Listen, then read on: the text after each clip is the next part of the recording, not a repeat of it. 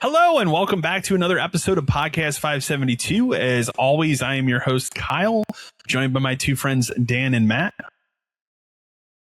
And I have played something new. I'm not going to talk about Crimson Desert first.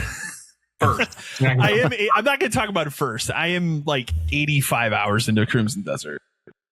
And I played a little bit of Vampire Crawlers. I really need to get back to that, but I finally pulled myself off of Crimson Desert to try Lego Batman Legacy of the Dark Knight. Ooh. I have not played a Lego game since I think it was the Jurassic World one. Okay. I think it's been that long because they didn't make too many of those after that. I'm trying to think. I know they did that recent game. I didn't play that. That game sucks. I didn't play the recent Star Wars where they combined every movie. That one is just a very long version of those games. Okay. And then before that, I think the last one I did was that DC Supervillains one. Oh, I didn't play that either. That game's fine. It's very long. The last one I really enjoyed was probably Lego Batman 3, but that was even though it was a Lego Batman game, that was the one that had the entire Justice League and was more of a Green Lantern game. It was a Green Lantern game. Yeah. But it was a good game. But I have not played a Lego game in probably 10 years. And a lot of it was they became too samey. It almost reminds me of the Telltale games where it's here's your movie license. You're going to run these beats, whatever. It's kind of the same thing. That's how I felt the Lego games were getting. I just got kind of tired of the same thing. This feels really fresh and it does have the element, it's still a Lego game. You're running through levels that it is linear. I think I've gotten to the point now where I've played about an hour and a half of it. I've gotten through what we'll call, I guess, the tutorial of it, which is basically the origins of Batman. So it's what you expect. But the thing that this game does that's really interesting is it's a combination of all the movies.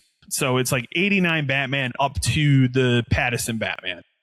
But then they mix things in and they change the story, but it's using dialogue from these movies. So for example, during the we'll call it the tutorial because it's teaching you how to do combat and stuff. So they did pull in some of the developers from the Arkham games, and the game does have kind of the Arkham combat. It's a very abbreviated version. I'll be interested to see if it expands more, but it is Arkham combat, and that's pretty cool. But the tutorial part is Batman Begins when he's training. Ra's al Ghul's there, but he's not pretending to be somebody else. So he's not Henry Deckard. He is Ra's al Ghul. So you're playing that whole sequence from that movie, right? And this is the training, but Talia is with you. And it's not revealed. So it's weird because it plays those events like the movie, except Talia is with you as the second character. And she kind of references hey, I'm looking for that blue rose as well. And you're climbing the mountain to find that blue rose to bring to Ra's al Ghul so he'll train you or whatever. And then they reveal at the end of all the training, oh, she's actually my daughter. But it still plays the beats of the movie. It's really weird. And they also mix and mash from all of these movies. But it's not okay, here's the 89 Batman. Here's Batman Begins. Here's this one. So, for example, the very next scene, you're with Jim Gordon, but it's Jim Gordon from the Pattinson Batman movie. And it's a sequence event. It's a sequence from that movie, but it's pulling lines from other movies. It's this weird mismatch, but it works. And it also I think it makes the game feel fresh because it's not just a beat for beat. Here's the 89 Batman movie. Here's 6 levels of that. Here's Batman Returns, right? So that makes it feel really, really new and different. It also looks amazing. I think it's on the Unreal 5 engine, but it looks really sharp, for a Lego game. So, and again, I haven't played a Lego game in 10 years. So, so far it's really good. The voice acting is really good. I think Lego games have had full voice acting for a while now. Yeah. But the voice acting in this is really good. It's not Will Arnett as Lego Batman. It's definitely a different guy, but I think he does a really good job. So, when I say it has the Arkham combat, it's not just the Arkham combat. You also do the stealth stuff from Arkham. So swinging up on the stuff and jumping down, knocking dudes out. All of that is here in the game, like an Arkham game. But so far, it's presented itself as a linear thing until after the last mission I did. Now I'm in Gotham City and I just got the Batmobile, and the Batmobile is presented as the Pattinson Batmobile. So I don't know if you're going to be able to switch those out as the game goes on, and I don't know how the story is going to keep playing out. But I like how it mixes all the movies this way because it feels different. So I'll be interested to see this from beginning to end. Because again, like I said, I think it would be boring if it was just here's 6 levels of this movie, here's 6 levels, kind of like what they do with all the other ones. Yeah. So, but it's really good. The only other thing I said, and I was telling you this before we started recording, is like 20 years and we still can't solve the issue of having a second player earn trophies on the same console. They don't care. Like they don't care. They seriously don't care. So that's a bummer. That's really my only like gripe with it though. But I'll play more and I'll have more to say. I don't think it's very long. I think when I looked it up, it's about 15 hours to beat the story. So that's not too bad. And then I'm sure there's a ton of collectibles. I didn't even look at any of that. I was just like, I'm just going to start this. So, but so far it's really good. So, because those were my 2 games to choose from. I chose Lego. You chose the other game, which you'll talk about in a minute, Dan. Mm-hmm. The other big release of the week. But it like stuff's finally coming out. There's new shit to play, which is cool. Because otherwise, I would just keep playing Crimson Desert. Which I'm at a point now. So I don't remember if I texted you or I told Matt, but like I'm 85 hours into this game and I stumbled into another enemy faction I've never seen in this game. Tell me about that, yeah. And it's like dudes that ride, they almost look like chocobos. And it was just a weird thing of like, I'm in the desert area of Crimson Desert and I went over this mountain and the next thing I know is like some guy comes riding up to me on a chocobo like thing. And I'm like, what is this now? Here's a new faction you get to fight. Oh, cool.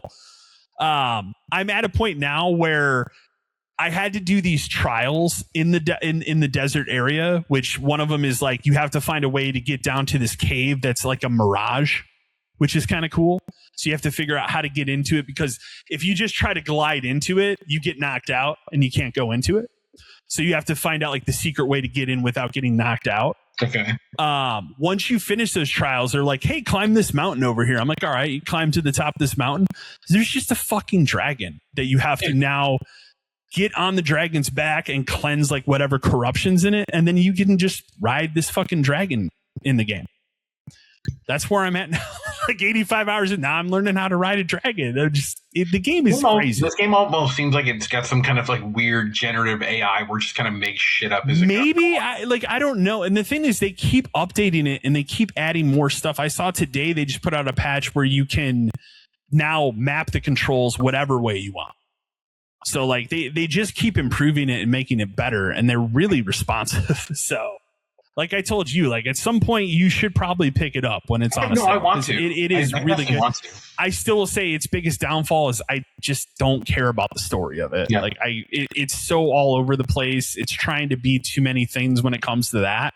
I just like exploring the world because it is some of the best exploration I've ever seen in a video game. Like it is wild, the things that you can fall and stumble into. Just walking down a road, you'll run into like 4 or 5 different things. Like, what's this now? Like, so it is awesome in that regard. And then, like I said, the only other thing I played a little bit more Vampire Crawlers. That game's great. I don't have anything negative to say about it. I need to I've finally decided like I'm going to focus on the PS5 version. So. As I have it on Steam as well. The only other thing I've not picked it up yet. I probably will this weekend. Is that and I'm gonna butcher the name, but that Mina the Hollower, I think that's how you say it. The new game from the Shovel Knight people. The game looks awesome. It's got pretty good reviews, so I would like to play that. So yeah, that also has been my struggle of like, should I get that on PS5 or should I get that on Steam and playing on my Steam Deck? So that's been the struggle of where to pick that. So, but I will probably pick that up and look at that. But I'll kick it over to you because you have the other big game that came out. So I played, the big release I've been waiting for, 007 First Light. Somehow GameStop got that to me a day early, which is incredible. So I've been playing that pretty much. That's the main thing I've been playing. I would say, it's tough to gauge how far I am. I don't know exactly how many missions there are, and mission lengths aren't the same because level design is a little different depending on what you're doing. So I would guess I'm probably about halfway. And the only reason I would say that is because they just revealed the twist. Okay. Which, if you're paying attention, you can guess the twist in about 2 hours. Okay. But then even when they do it, they kind of give it like a mini twist, and you're like, that's okay. It's kind of dumb. Overall impressions, I would say I like it a lot. There's a lot of things to like about it. I have some problems with it. And they're not major problems, but it does feel okay. So when going into it, you would think like, oh, it's a Hitman game, right? It's made by the Hitman guys. How are they going to make a Bond a Hitman game? Yeah. And it has elements of that, but it's really like, having played it as much as I have, it's not a Hitman game. It's closer to, do you remember the Bourne game on 360? Yeah. Okay. It's a lot of that, which to be fair, that's a great game. I like that game a lot. It's a lot of Uncharted. Which kind of makes sense in a way because Uncharted is in some ways a ripoff of James Bond. In some ways, yeah. So it's kind of like that whole thing is coming full circle where we're finally getting a Bond game that plays like what other people made copies of Bond games into, kind of a thing. The structure, like the storytelling of it, is very good. Like that is definitely like the strong point. He is the strong point for sure. I was gonna say, how is the guy? This guy is James Bond as not a 00 yet James Bond. He's phenomenal because the whole thing is its origin. Oh, it's origin story from as far back as you can probably go. So the first level is tutorial level, right? You're going on this mission. You're an air crewman. You're not even like a guy that's like important in the military. You're an air crewman on this like rescue mission to Iceland to this like science base, right?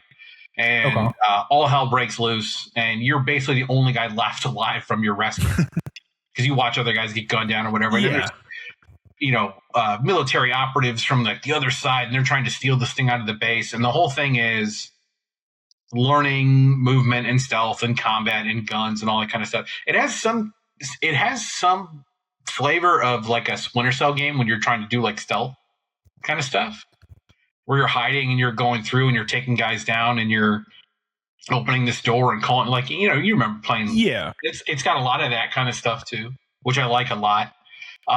There is some freedom, and they kind of show you in that level of like, choose how you want to do this, but it's not on the level of a Hitman game because Bond can't just go into a hotel and start shooting everybody he sees. Like he's not gonna, he can't kill civilians, he can't do any of that kind of stuff.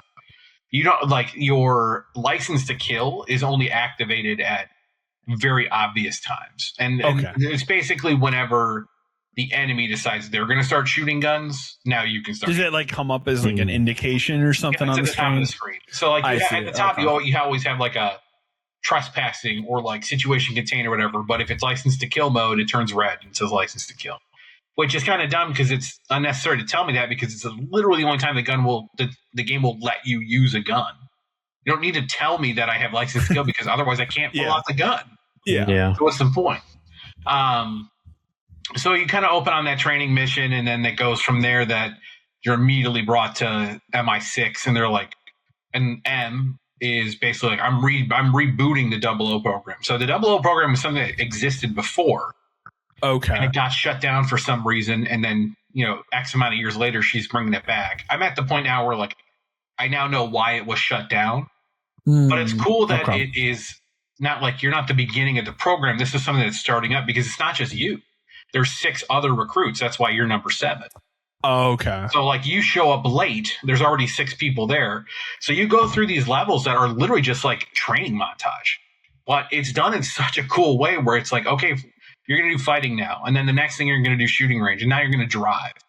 And then you're going to go to the apartment and hang out at the apartment and look around and learn how to inspect things. And then you're going to go back to training and you're going to do the next level up of combat. You're going to do the next level up of shooting, the next level up of driving.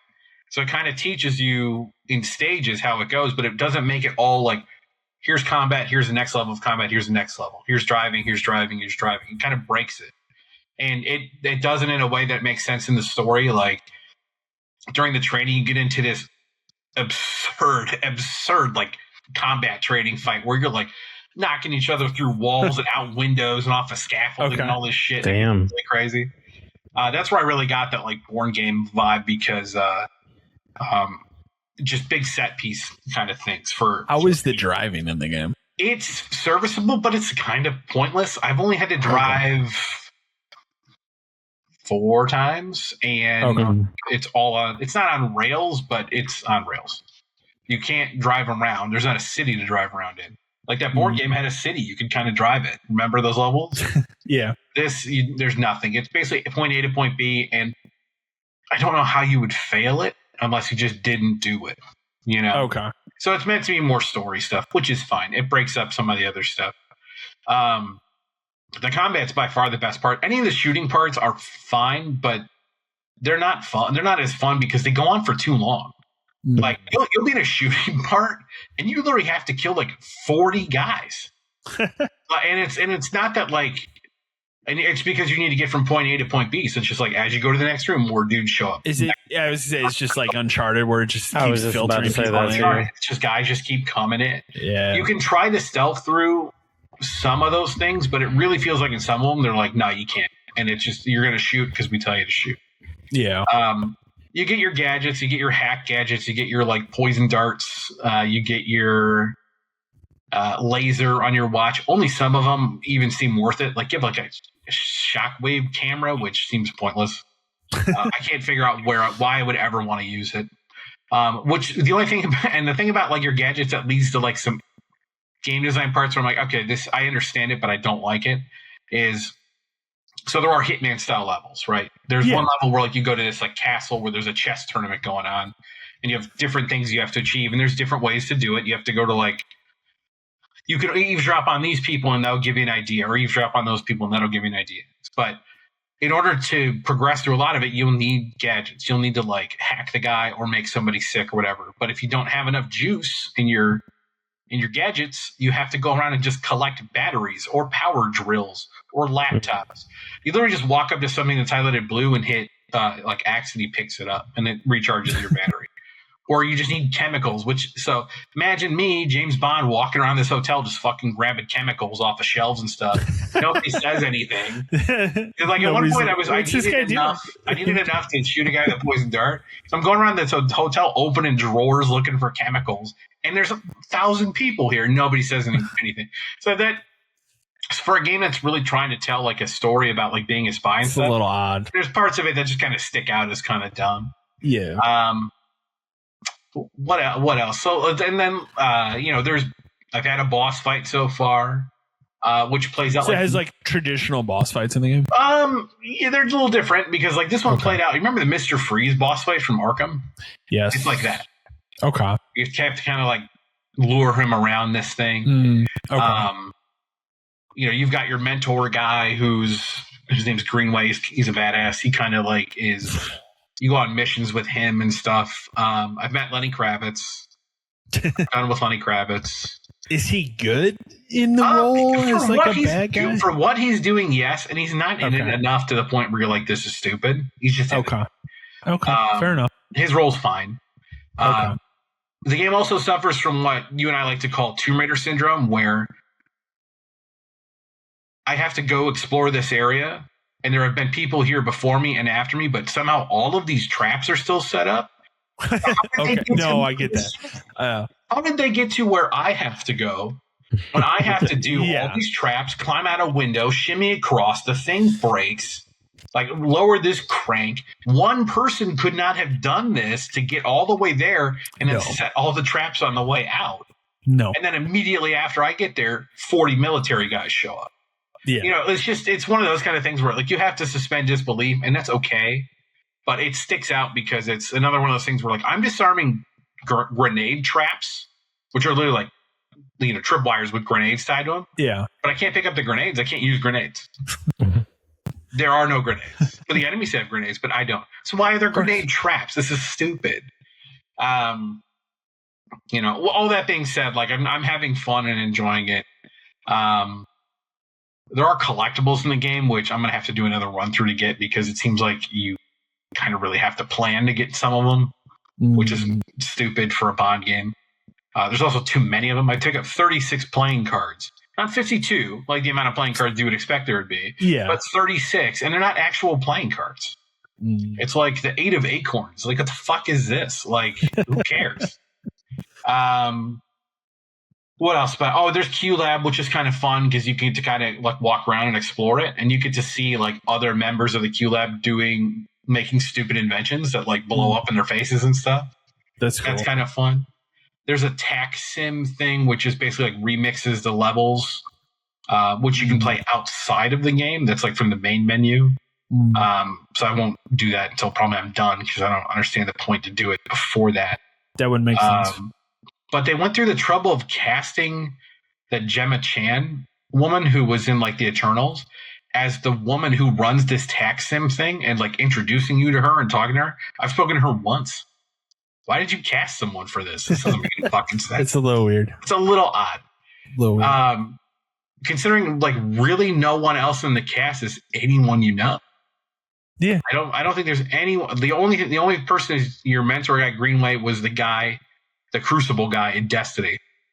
That's the only, like, because I was like, man, his voice sounds familiar. Yeah, I'll probably finish it by the next time we talk, just because it's the only thing I'm really like focused on playing. Yeah, I like it a lot. I just don't think, in terms of like licensed games go, recently I think that Indiana Jones game does a better job of like making gameplay. That really felt like it felt like an Indiana Jones movie. Yeah, it feels like a Bond game. A lot of reviews are like, "Oh, the best Bond game since GoldenEye," which is a dumb thing to say, but it is. Considering Everything or Nothing's a better game than GoldenEye, but and GoldenEye, I don't know how much that really holds up now. Even after they tried to like remake it a couple times, it doesn't. It's not even the best GoldenEye game on the 64 because Perfect Dark is. Perfect Dark, yeah, exactly. But yeah, overall, it's very good. It's a very good showing of what these guys can do if you give them something else to do. Yeah, because I don't think they've made anything else outside of Hitman, right? Not anytime soon. Yeah, I mean, we'll get a sequel, I'm sure, but it's going to be fucking 5 years away. Yeah. Easily. It won't be a quick turnaround. No, they're not going to turn these things out. They put a lot of budget into it. Mm-hmm. Yeah, you can tell. Like, the game looks phenomenal, sounds phenomenal. It's on the same Hitman engine, like that Glacier engine, right? It's incredible. Like, I have had no problems with stuttering or anything like that. And I'm playing on a regular PlayStation. So, I will say I've had some glitching where like guys merge through a floor, you know. It's like any video game though. Yeah, but it's to be expected at this point, I guess. But yeah, overall very good. I'd say currently I'm at probably like an 8 out of 10. That might go up depending on how the game plays out. Because there's definitely, I feel like there's one more twist coming that I've kind of read, but we'll see if it happens. Yeah, they're not very subtle, but and then again, most Bond movies aren't. Yeah, they aren't. Right. All right, so I'm on that. I finished Suicide Squad. That game is completely done. Final thoughts. It's terrible. That game sucks. And I'm happy that studio's done. Like, it's just that game's terrible. But they're clearly making a new Batman game. But that's what they should be doing at this point. That's what they should be, but they need to rethink what it means to make a Batman game and probably go back to the fucking start. I agree. Because we've talked about it before. We're like, Asylum is fantastic. Most people like City more. I don't, but I get it. But Night kind of like was like, I don't know, man. Origins, I don't count. I will say Arkham Knight holds up a lot better 10 years later. Especially like if you look at that game visually. Sure. I mean, that game looks insane visually even now. And I feel like it just lost its way with the story. Its story lost its way because shit. We made our own original villain in the Arkham Knight, but it's really not. It's just another only person it could have been the whole time. Yeah, I don't want to spoil it, even though it's a 10-year-old game, but I mean, it is known. It's no one special or new or whatever. No, especially so that was kind of wasted potential. But like in Origins, I don't count. Gotham doesn't count as in terms of a Batman game. But like that's not even made by them. But I know, but like it definitely was trying to be like one of those games. 100%. It was very much trying 100%. to be like, and it's not. But is Gotham Knights better than Suicide Squad? I don't even know anymore. Like those games are both bad, but Suicide Squad becomes an unguided mess. Like it has an idea of what it wants to do, and then it just executes it so poorly. I'll say the little bit I played of Gotham Knights, I did not hate that game. It wasn't terrible, but it had a lot of problems. It has problems, and you also have to get over, like, this is not an Arkham game. It's not going to play like that. No, but it wants different. To. It really tries to. It really tries to. Suicide Squad is an Arkham game and didn't want to do that. It wanted to go the complete opposite. It uses fucking guns, and you can fly, and as we were finishing the game, because to finish it, we basically had to run the same mission over and over again, like 30 times, 40 times. But just realizing, like, that city is not fun to run around in because they decided, instead of making it a big city, to make it a vertical city where everything is just up. And it's not fun because climbing up stuff is not fun. And all the characters control different, and some of them are not fun. Like, having to grind every character to 30 was a nightmare because some of them are terrible. Especially if you haven't used them the whole game like I did before. You just have to use them for a little bit. Yeah. But just overall, terrible game. Terrible. Just what a mistake. What a huge fucking mess. And then talking about terrible, huge fucking mess games, finished the new Borderlands DLC. Just more grind, more bullshit, more repeat the same thing you've done 100 times. How many more DLCs are planned for that? There's only one left. There's one tiny one and then one big one left, and then that's it. And you know what, man? Like, those can't come soon enough. That game fucking sucks, dude. Damn. We literally What's worse? We had that discussion where we're like, okay, what is the worst game? Is it Borderlands or is it this?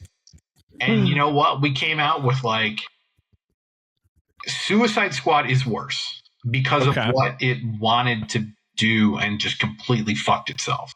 Okay. But Borderlands is right there because it is just the same goddamn game, but worse. Because they cannot understand that more is not good. Yeah. And like repeating the same problems from the previous 3, 4, 5, 6 games is not good. It's bad. No. The gun system is broken. It's not fun. Like, everything about the game is just broken and boring, and I don't care. And they keep trying to force, like, characters in these games you don't give a shit about, or putting in stupid side quests. You know what one of the side quests is in this final thing they have to do? It's unmarked.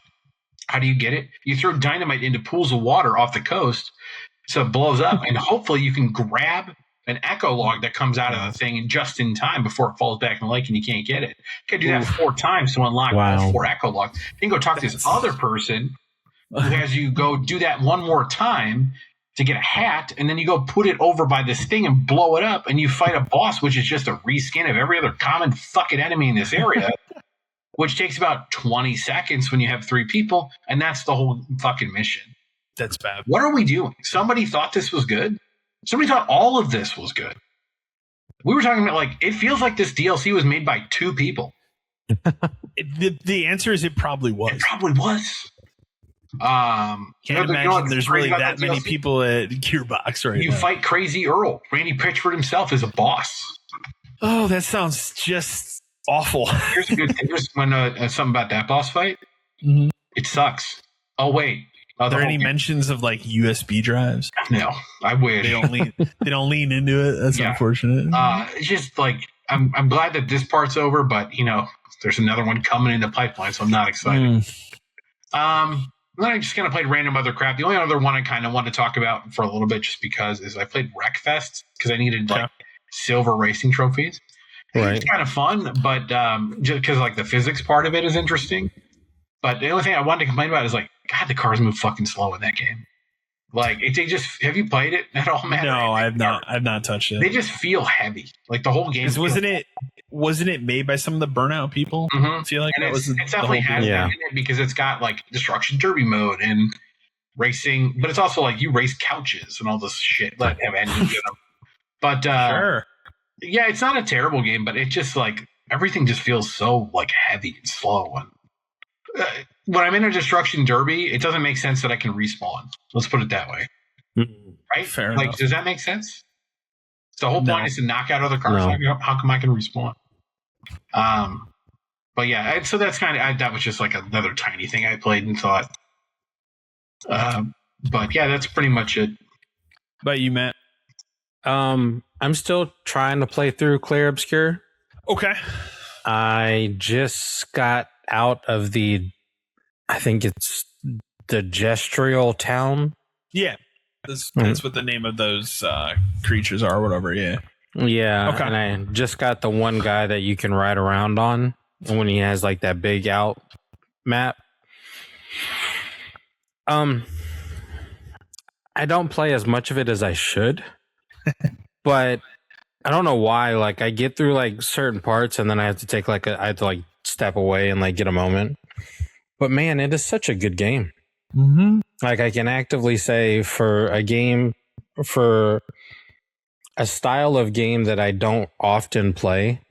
Yeah, it's fantastic. I really have become a big fan of it. And I was at one point telling Dan I really want to find a physical copy of that game. Yeah, I mean, that was a big thing when it came out because it was like sold out everywhere. So I was lucky. I was lucky to get a physical copy, and then I sat on it for months because I was playing other things until I finally got to it. But it is an incredible game, and it definitely was worthy of all the accolades it got last year. Oh, for sure, for very sure on that one.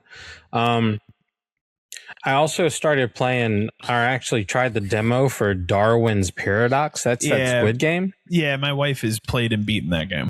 It's fun. It's I've seen bits and pieces of it. The only thing I would say about that one is there was a game breaking bug at one point in that game for a little bit, but they did finally patch it. Good. So it doesn't have that issue anymore. But I mean, she seemed to really enjoy it. I just not my thing, but. Yeah, I mean, I think the funniest thing about this demo is at one point the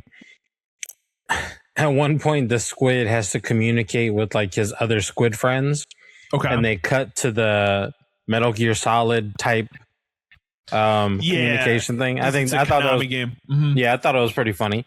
All in all, it's fun. I think I'm gonna put that on my Steam list for when it's on sale. Yeah, when it jumps on sale, I can definitely give it a shot, like a better shot at it. And then the big game that took over my time was Librarian, Tidy Up the Arcane Library. Okay. I've seen it. I don't think it's very expensive either. It's like $5 or something. Like it's pretty cheap. $5.99. Okay. And that's like that's like the original price. That's not even on sale right now. Yeah, no, that's like its normal price. Yeah, it's cheap. Essentially, you just start off and you just have to sort books in a library. That's really it. But you get different power-ups that will enable you to like find books easier and find out where they go easier and stuff like that. But it still feels like even though you get those power-ups, you still have a lot to do in it to clean it all up. Like, I think my wife has played the most out of the both of us.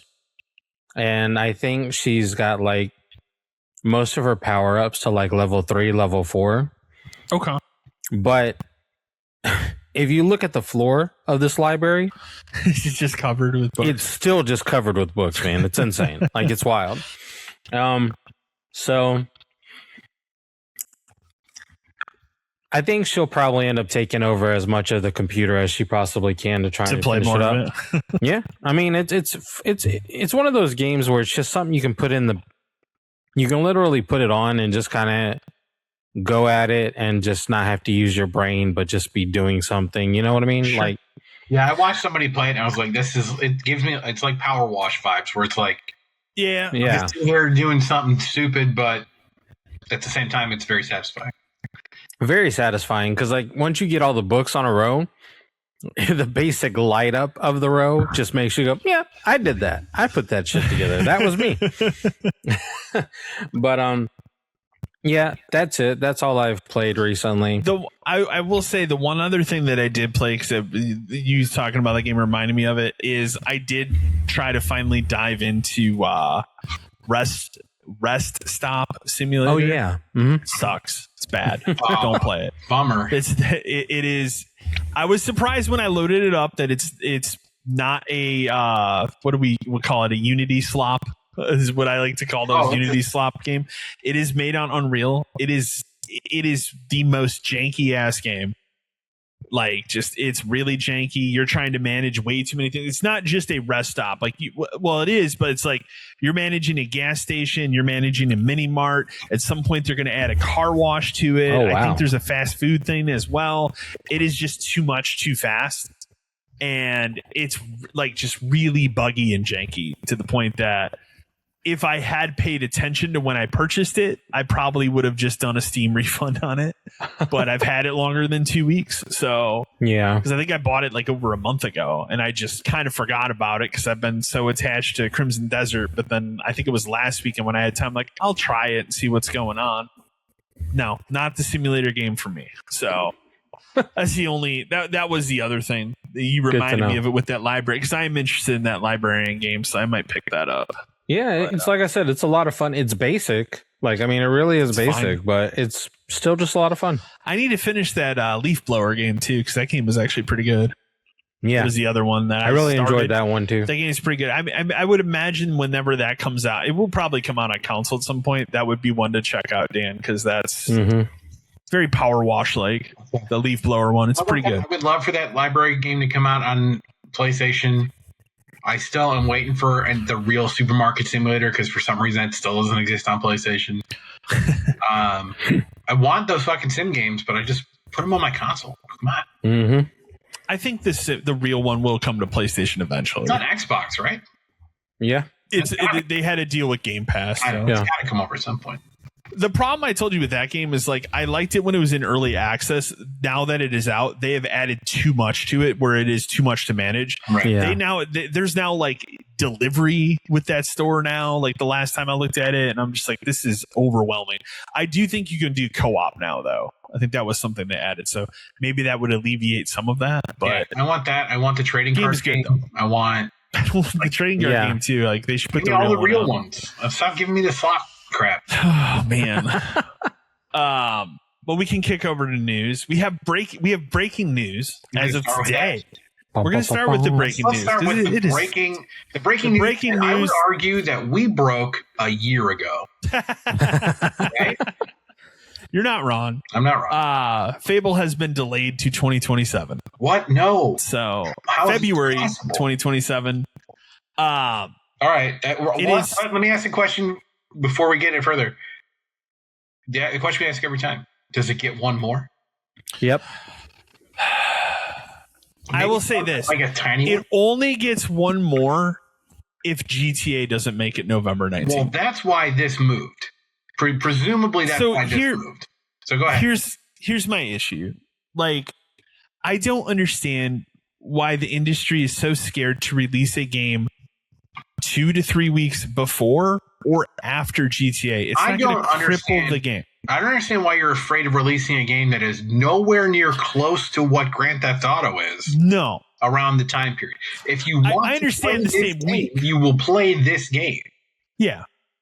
I understand, like, hey, I planted my flag on November 19th and now GTA is coming out that day. Maybe we shouldn't release our game that day. Sure. I get that. A week or two after, sure. But October, you can release in October. You'll be fine. Yeah, you could release in December. You'll be fine. Yeah. I think there's enough hype around that game and enough uniqueness, and it's a completely different type of game that it really wouldn't affect the sales of it that much. If Fable came out a week after or 2 weeks after and it got like 9s and 10s, I would just buy Fable. We're all buying Grand Theft Auto.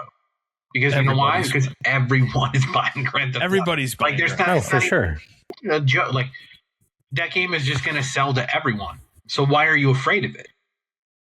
The only difference this time is it's not going to sell the multiple copies over and over again, because most people will buy it digitally at this point. At this point, yeah. Yeah. Kids bought it all the time because they kept breaking their discs. GTA 5. Yeah, that's true. Or like you'd have a 360 copy where kids would fuck it up, or you'd switch to PlayStation or whatever. It's like everyone's just buying GTA Digital, man. Like it's all going to get preloaded, which to be honest is if you're going to buy it, preload it. Do not wait. It's probably going to be an insane until install that day to download it because it's. I feel like that game. Do you think that could be the largest install? 200 gigs for sure. 200 gigs. Okay, I can believe it. But I also think it's going to be very fucking rough on a base. I just am so tired of this. Like everybody's afraid to plant their flag, because of GTA. We got to delay everything till 2027 because So what will happen if Rockstar comes out in August and says, you know what, guys, we need one more delay. It's March now. Does that mean Fable gets delayed till May? I'm someone who, we know this, is like thinks every game gets delayed, right? I think we're at a point now with GTA where I don't think it does anymore. I don't think it does either, to be fair. However, it could be that only the single player releases on that day. We've said all along, I don't think whatever GTA Online 2.0 is or whatever they're going to call it launches the same day. No, I don't think I'm still of the mindset that the game will be $70, but if you want access to GTA Online, it'll be more. Hit us with another. You'll have to get the deluxe edition or whatever, digital deluxe. I think that's what it'll be. So, yeah, but like that's not day one. The best part about this Fable, there's no way. Is fucking 8 days ago they said we're not delaying it. Oh no, they've been out there since 8 days ago. When did they have that re-reveal? Like January? Yeah, they did. They've been saying since January. We're not going to delay it. It's going to come out this year, guys. Whatever. This game will have a 9. And now they had to come out before the thing and say yes, it's delayed. So that when they show it at that thing, they can be like, in February, you can do this. Yeah. Like, that means that game has had a 9-year development cycle. It's 9, and now it's 9 more months away still. Like, GTA is a game that could be delayed forever, and when it eventually releases, no one will care. No one will care what day it is. It's the greatest fucking game ever made, no matter what. Fable is not a game that has that grace. No, they can't keep getting delayed. Look at what they do. They delay shit indefinitely, like until they kill it before it even comes out. Well, we talked about it a couple weeks ago. State of Decay 3 is just getting an alpha now. What? When the fuck did 6 years into development? Is that even an Xbox Series X game at this point? Why not just move it along? I don't know. We can we'll get to more Xbox stuff, but they I find the silliness around the GTA thing and just we can't possibly have our game come out, and this happens every time where it's like, no, we can't have it within 3 months because everybody's just gonna buy GTA. It's like people are still gonna buy Call of Duty this year. People are still gonna buy Madden this year. It's a different game. Like, they're all different games, dude. Like, I don't get it. Fable and GTA, whatever Fable is, because remember, we still don't know what Fable is. Maybe they're going to tell us in 2 weeks. It looks better. It looked better when they showed it in January, but we still don't know. It did. And maybe they're going to show us at that thing in a couple weeks what it actually is. But it's still not anything even close to GTA. GTA, I expect to be playing like a campaign in that world and go around and fucking things up. And Fable is like swords and magic, dude. It's not the same fucking game. No, not at all. You can play them independently of each other. You might even need one to take a break from each other. Exactly. Pretty much. And Fable is a day and date, right? Or is it no? Fable is probably the last day and date game that is an Xbox game that'll be on PlayStation. Right. They can't. They did reconfirm that the other day because they're not going to back off on that. But they can't back off on those. But titles. Everything else going forward, I bet you isn't. Again, I don't think there's. I don't think it'll be like we talked about before, but I don't think they will pull out of putting games on PlayStation. No. Financially, they cannot do that. This Forza release has got to be going fucking crazy for them. It's sold like crazy on Steam. Yeah. So I would imagine by like September, Forza is on PS5. Yeah.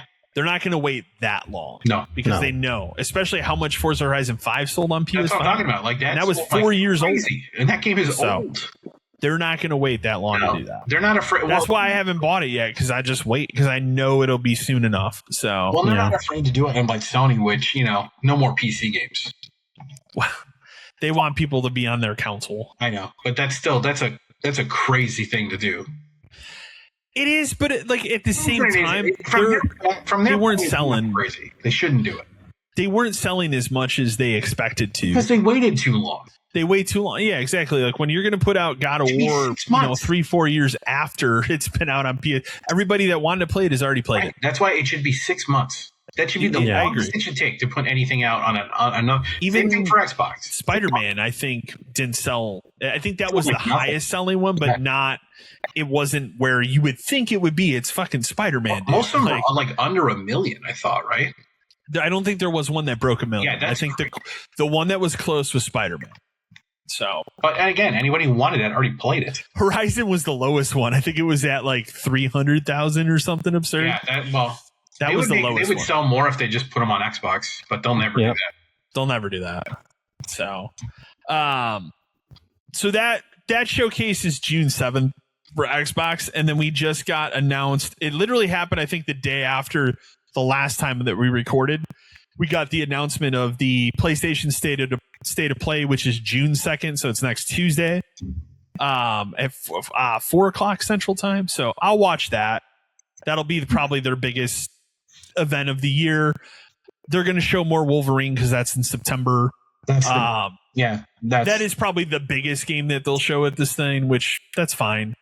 That game has a firm release date. I don't think it's moving that release date. They know it'll sell. Unlikely. Yeah, they know that game will sell. Yeah. I would be curious to see, because we know that Sony's doing the marketing for it, if GTA shows up with a trailer at this thing. I would. There hasn't been anything. Yeah. Well, it seems like when? First one. Yeah.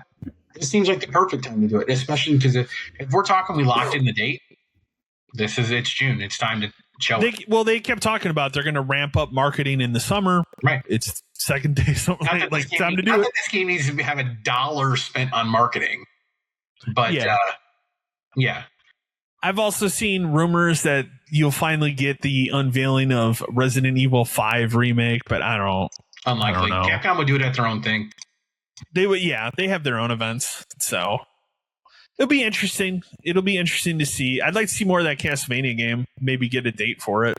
Oh yeah. Mm-hmm. So they've shown a little bit more of it, but not. I don't need too much more. I just want a date. Yeah. Just want a date for that.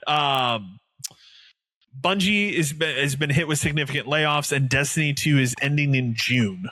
So they're putting out the final update. Support is ending. Yeah. Yeah. That game will be on forever. It's never going away. Yeah, no, the game itself is not being shut down. They're just not going to be supporting it anymore with like content updates and stuff like that. And honestly, like I think you and I talked about, like, Destiny 2 hit the original 10-year plan at this point. They did it. So they did it. I always thought it was going to take them 3 games to do it, but they did it.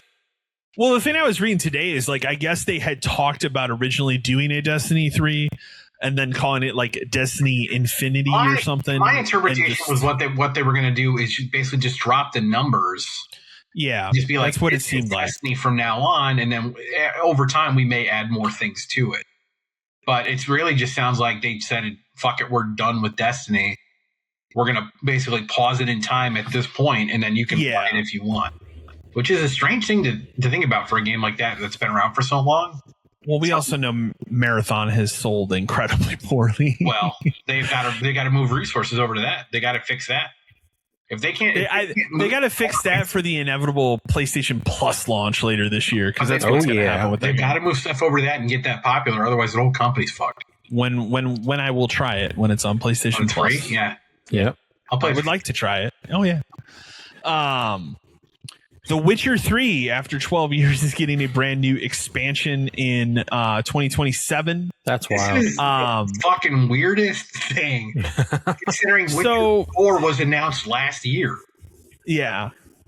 It's and obviously the DLC is going to be something that probably bridges you into The Witcher 4. I would assume that would be my assumption. Yeah. With all of that said, they put out the new like specs that the game requires for PC. Windows 11. I sent those to my buddy, and the first thing he sent me back is Windows 11 my dick is what he said, because he was so put down. Like, I don't have Windows 11 because he's got an older PC, but The other thing, that's what he and I were talking about, is like it'll break all the current mods the game has, and then people are going to have to remod and do all that to have the new stuff. And it's going to break it all even if you don't get the DLC, because you're going to be forced to patch your game whether you buy the DLC. Oh yeah. I'm interested though. It's a cool thing for them to do. It's been rumored for a while, but yeah. Strange now, 12 years later. Let's do a new DLC for it. Kids are pissed. Oh, Why I know. Why is this game getting? Well, we're not getting this. We're not getting anything. They're probably they're going to be head down probably for another 5 years making The Witcher 4. Yeah, easily. That game, they made that great trailer they put out last year. Whenever, was that 2 years? Has it been that long? It was last year. It was last year at Game Awards, right? Yeah. But it was all CG. It was the first thing they did because. Yes, they didn't. That should have been the last thing. Yeah. No, the last thing should have been the fucking statue, which they fucking loaded out 20 minutes. They ruined that too. Yeah, they ruined that. Yeah. No, you're right. No clue what he's doing. No, that was a bummer. Witcher to get DLC now is strange. But cool. I mean, it's cool that they still give a shit. I guess to nobody's surprise, this year's Call of Duty has been announced as Modern Warfare 4. It's weird. I think you and I have talked about it in the past. Like, at one point, Black Ops became bigger than Call of Duty. The name like that was the bigger thing. Call of Duty, like they drove that into the ground. Yeah. With Black Ops 7, most people generally hated that. I didn't play Black Ops 7, but most people hated that game. I saw enough footage to understand that it was trash. So well, this one you get to fight in North and South Korea. I know you're excited. Get to fight the new Korean War. I asked my buddy, as soon as I saw that, I asked my buddy, I'm like, are you excited to fight as the members of BTS in Modern Warfare? part of their military service? I've been so checked out on Call of Duty for a long time. Like, they're just going back to the world where it's like it's Modern Warfare. We're going to go back to the big stages, and then we're going to bring back all the same fucking characters. They're doing almost the same thing that Halo is doing, where it's like, let's just remake Halo 1 again. We can't make a new game. How revolutionary it would be if the next one was just called Call of Duty? Yeah. And it was and it wasn't Modern Warfare. It wasn't Black Ops. It was its own thing. It wasn't set in 2047. I liked Infinite Warfare. That's what I was saying. Like, I would like another Infinite Warfare style, like the futuristic space. I thought the game was cool as shit. Oh, go back even further than World War II. Yeah, let's do Civil War. Yeah, dude, hell yeah! Bring those History Channel games. Games. Played a couple of those for some achievements. Yeah. But try to do something new with I don't even know what else could you do. I mean. Gulf War. Who the hell knows anymore? Vietnam. It's been long enough that you could do the Gulf War, I think, now, and that would be fine. Yeah. They've done some elements of that, I think, in one of the Black Ops games. Yeah. So, but to do one fully devoted to that, I think they could do that. So, but hey, man, Modern Warfare 4. We'll see. We'll see. The only thing people give a shit about is what's the zombies mode like? Is that even that big anymore? Because I feel like now it's just people play Warzone. I did play the zombies game in that last one, and I liked that. But was that was Black Ops 6, right? 6 was the last one. Okay, I was gonna say you didn't play 7. No. Okay. I think I did try 6 because it was on Game Pass at the time, but I couldn't get into it. Yeah. So, the Steam Deck has returned with increased prices, and they removed the non-OLED one. So they're no longer producing. That's the one I own, by the way. Yeah. They are no longer producing the non-OLED one because that was the cheapest one, and I didn't feel like I needed to pay for an OLED screen. Sold out immediately. It sold out immediately, but the prices have gone up substantially. So the low tier model was $549 and is now $789. And then the higher tier, which is the 1 terabyte one, was $649 and now costs $949. Yeah, basically $1,000. But see, the thing is, and that's why I bought that low tier one when I originally bought it, is it's all the storage is fully upgradable. I just bought a giant memory card and threw that in there, and that's fine. But we're taking something that was already kind of niche and not necessarily the greatest thing to use in general, and just ramping it up $250. Right. I like my Steam Deck for what I've used it more than the Switch too. Well, I mean, that's It's gotten a lot better with the updates that they've put out for it. I will say now it feels like a actual system I can pick up and grab and use. It doesn't feel like some beta test thing that it did when I first got one. So they have substantially improved it, but yeah, man. Well, if these things are going up, what are those Steam boxes going to cost? That's the thing. Like, there's no world in which $1,300. the low tier Steam box is under $1,000 now. It can't be. There's no way. It has to be more. It has to be at least $1,200, $1,300, $1,400, $1,500, which is insane. I was talking about this with a friend of mine too. It's like, we're getting to the point where like the Steam kids, are some of like the worst fucking kids on the planet. There, like defending that group like is Gabe awful. and all this kind of stuff. It's like, yeah, Gabe is laughing at you on his yacht, dude. He's not for you. He's not for the people. No. Okay, he's on a fucking $50 million yacht, laughing at your face. Pretty much. They're right up there with like the Nintendo kids or just like those groups of people. There are the factions still, right? Yeah. There the Nintendo kids, there's the Steam crowd or PC Master Race, but they can be in the same thing. And there's PlayStation, I would say there was an Xbox crew that's pretty much dead now, but it's not a lot of work to make sure to get rid of that. to make sure that that's dead. So but there are the factions still. So Dragon Quest 12 has been officially revealed. It has been relaunched, so they got rid of whatever because they had a different title, I think, when they announced it. Never had a title, but it had that. It never had a title. Okay, that weird like dark fire logo. Yeah, where everybody was like, "What the fuck does this mean?" This means now it's called Dragon Quest 12 Beyond Dreams. They put out screenshots. I've seen people bitch about the art style. I think it looks fine. The only thing is, like, so people. I think the environments in the world look amazing. Yeah, so people have been complaining about how the main guy looks.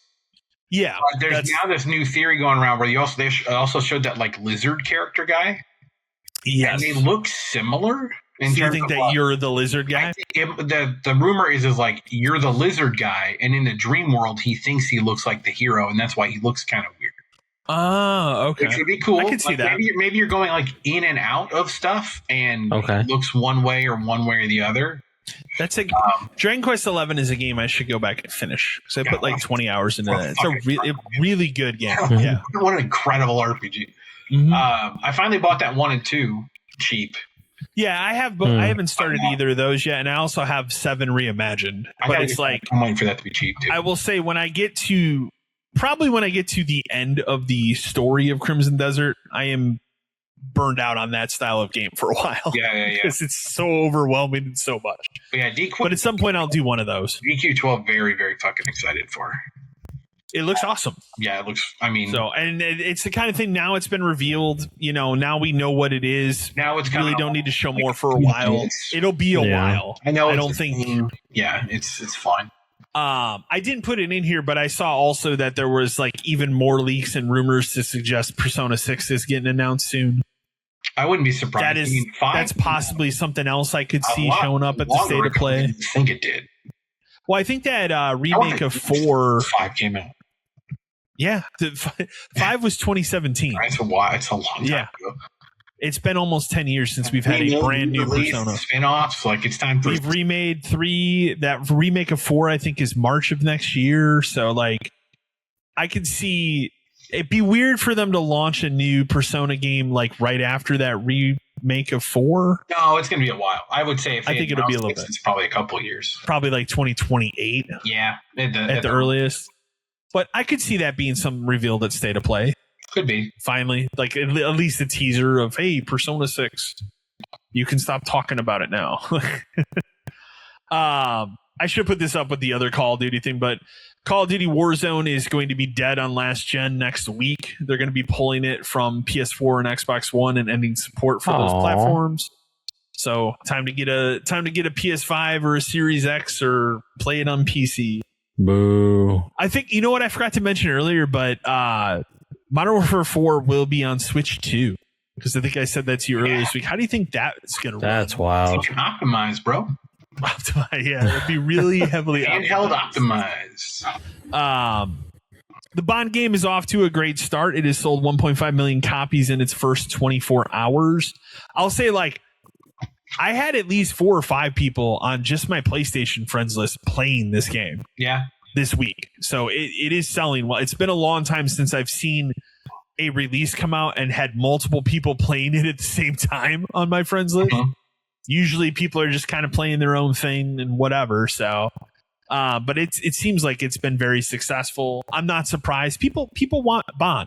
You know, people want a new Bond after that last movie wasn't very good. Well, so, and it's nice to have its own thing.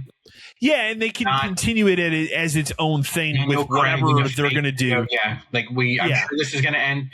I was talking to a friend of mine about this today too. It's like talking about like, oh, it's weird I can't use grenades. He's like, well, not until you're 00. And I said, I bet you it's spoiler that you don't a 00 until the game ends.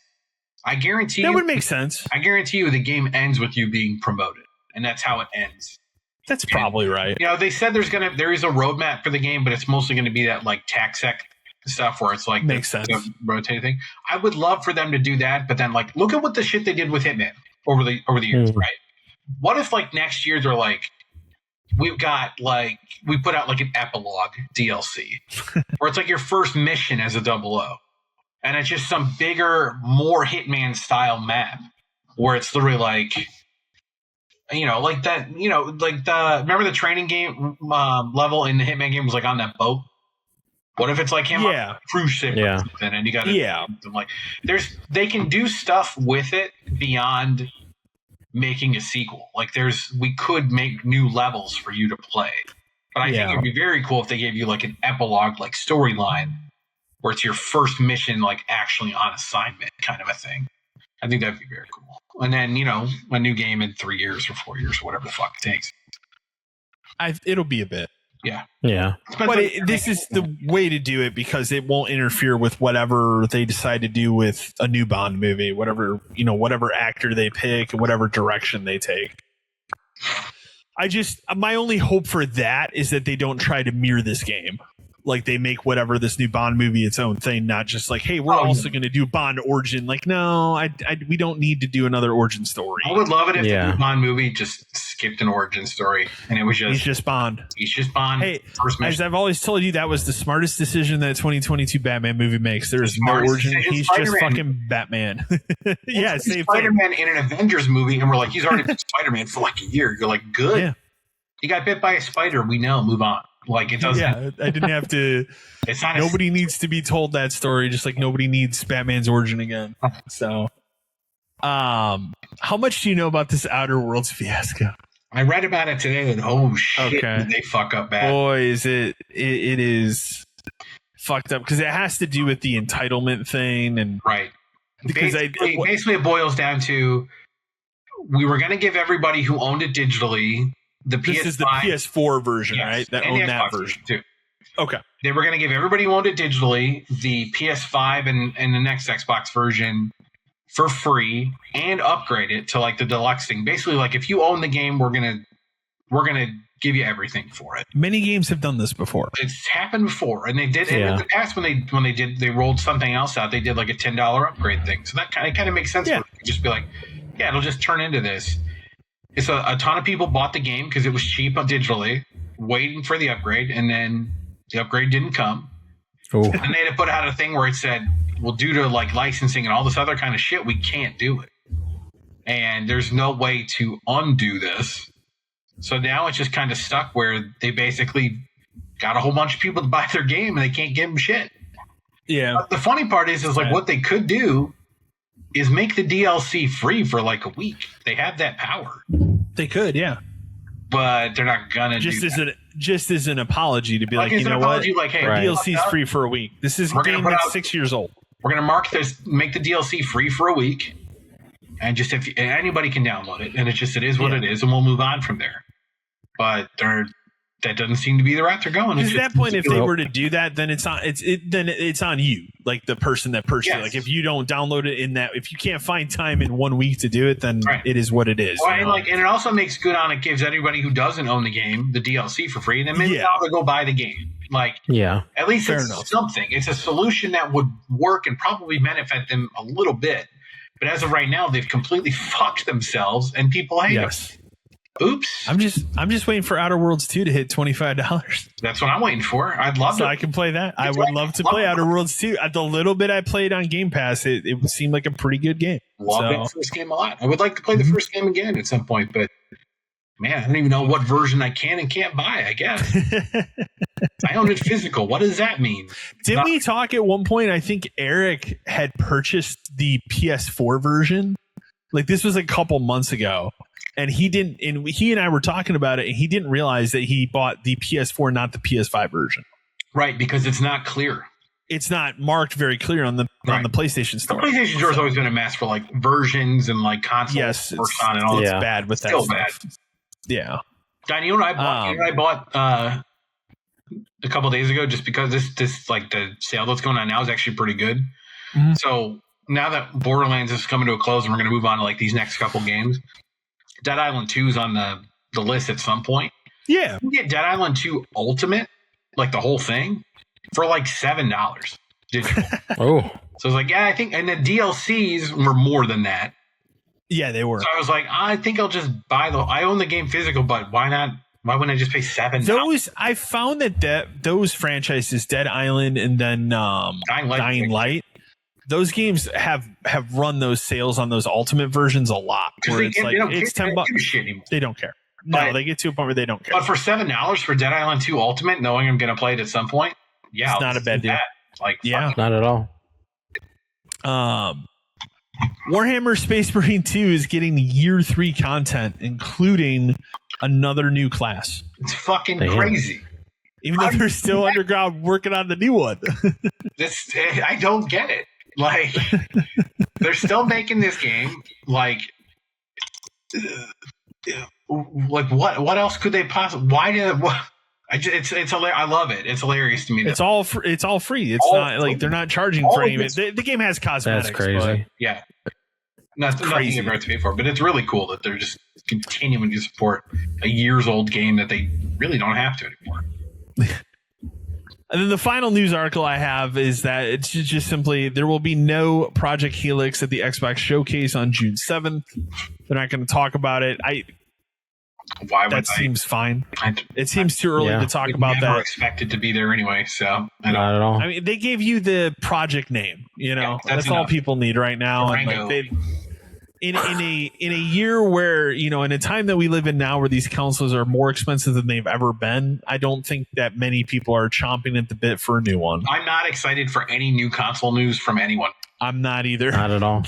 Not at these prices. Nope. PlayStation 6, it's $1,000. Like, I'm not excited. I mean, we're just at the point now where we're starting to make the PS5 Pro worth it. Right. So when I say worth it, I mean worth it at the price I paid 2 years ago, not at the price it is today. So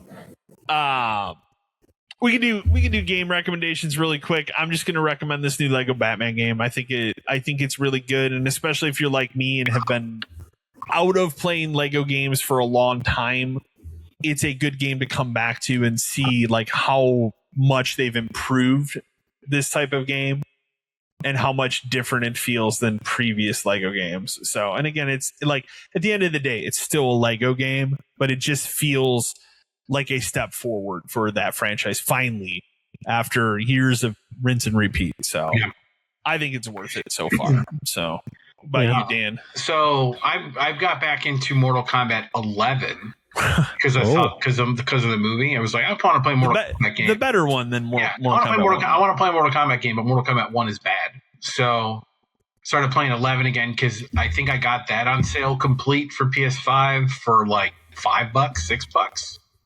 So it's just kind of fun to be playing a good Mortal Kombat game again. And I was able to bring over like all my PS4 like save stuff to it. So nice. Does it unlock all like the trophies you already had again? Or? Most. You have to redo some stuff. Like I have to run around 5 miles in the crypt again, even though my crypt is done. Like it's just like I completed the crypt before, so I have to do that again. But yeah, it's just like it's weird how much of a like fucking better game it is than MK1. MK1 just fucking ruined everything, man. And you know, the rumor right now is what they're going to Injustice 3, which I guess seems like it'll be Injustice 3. I guess that makes sense, but like, what else is there to do there? I don't know, and DC's in such a weird place right now with like, I feel like there's the hype around Supergirl is very minimal. I think the recent, and we're not in the movie section, but the recent box office projections for opening weekend for Supergirl are under $40 million. That's bad. That's really bad. But like Injustice, and what's next after that? Injustice 2 blew up. Injustice 1 is a good game. But 2 is is a great game, like a huge improvement over the first one. We're also at a point where like we've added everyone I can pretty much think of, including the fucking Ninja Turtles. Like we're kind of done. Yeah, like, it's because we can't put the Ninja Turtles in Mortal Kombat. But anybody who can get cut in half can go in Injustice. But and they did that. Can go in Mortal Kombat. This is the thing, they did that. Yeah. So, but I just like I think of like. I would love to play Injustice 3, but like, what is it? They ever put Constantine in Injustice 2? No, I wonder. Okay. I wonder how he would work. He wouldn't be bad. They're like I can think of like there are characters you haven't seen in Injustice. There's Tomorrow people that could show up for sure. Sure. You could add more like Justice Society characters, like Stargirl could go in there. Like there are people missing. Like I'm not saying there's not, but like when you're at like Dr. Fate. And like people like that, you're running towards the end of the line. That's like trying to make some of these games, like a Marvel game where you're like we're on fucking E tier people, man. Like what do we have left? At a point you reach the limit. But that's like I went to Mortal Kombat 11. I was like, man, I forgot how many fucking people are in this game. That game has a shit ton everyone compared to Mortal Kombat 1. In that fucking game. Yeah. Like, I love that game, but it's great. Like, it's such a good game. It just really made me remember like how bad MK1 is. And just what a fucking disappointment. It looked great visually, but it looked great, but they stripped out everything that made that game good. Yeah. Yeah. What about you, Matt? So it wasn't until you guys started talking about fighting games that I reminded myself I picked up Marvel vs. Capcom the Fighting Collection. GameStop had that $15 sale, and it was available there, and thankfully I had GameStop that $5 off, so I had I only paid like $10 for it. But man, that's a solid game. Like, I mean, it's just a solid compilation of those games. I need to get it at some point. Yeah, I've been playing just Marvel vs. Capcom, just 1 and 2, just kind of playing through it. But then I started thinking, like, man, Children of Atom is on there, and then The Punisher, and I'm like, ooh, I don't think I ever played Children of Atom. I remember playing, but like Marvel Superheroes and The Punisher, I don't remember Marvel touching. Yeah, I played that one too. I don't think I played the Punisher one though. No, I never. So I think I'm gonna try that out. Yeah, I played the 2005 THQ Punisher game. Oh, Simon Dude's head to Cardor. Yes. No, I need to pick that up too, Matt. You're right. Because I'm really looking forward to that Tokon game, like a lot. Yep. So I do want to play that too. Yeah, agreed. I did order that. I don't know if I talked about it before, but I ordered that Maximum Collection thing from Limited Run. We'll see when the fuck I get it. But 2028. Yeah, but I ordered that because I do want Maximum Carnage and Separation Anxiety and all that kind of stuff. Yeah, and I would like to play those. My son wants that too, so I ended up getting 2 copies, one for me, one for him, because I think I liked Separation Anxiety more. Well, he plays Venom. That was a big thing. Yeah. But they're both good. Yeah, I mean, they're kind of the same game, but they're kind of the same game, but they're both good. It's a good one. Mm-hmm. We can kick over to movies. I still have not watched the Punisher special. Hopefully this weekend. The only new movie that I have watched, and I watched it right away, but waiting for it to hit digital. And Matt, you've watched it as well, which is Lee Cronin's The Mummy, which I don't feel like this movie really should be called The Mummy. It's I don't know how much we'll get into like spoiler territory for the movie, but it's an Evil Dead movie. I feel like you could have called it like Lee Cronin's The Sarcophagus, and it kind of would have done the same thing. I can give you that. I didn't watch it, but I read like the synopsis because that's what I do with like horror stuff. Yeah, that seems like a better title for Because really, she's only wrapped up when they find her. That's really the only time. And it. Oh. Well, yeah. Those wraps get peeled off. More tied they to do that as opposed to her being a mummy.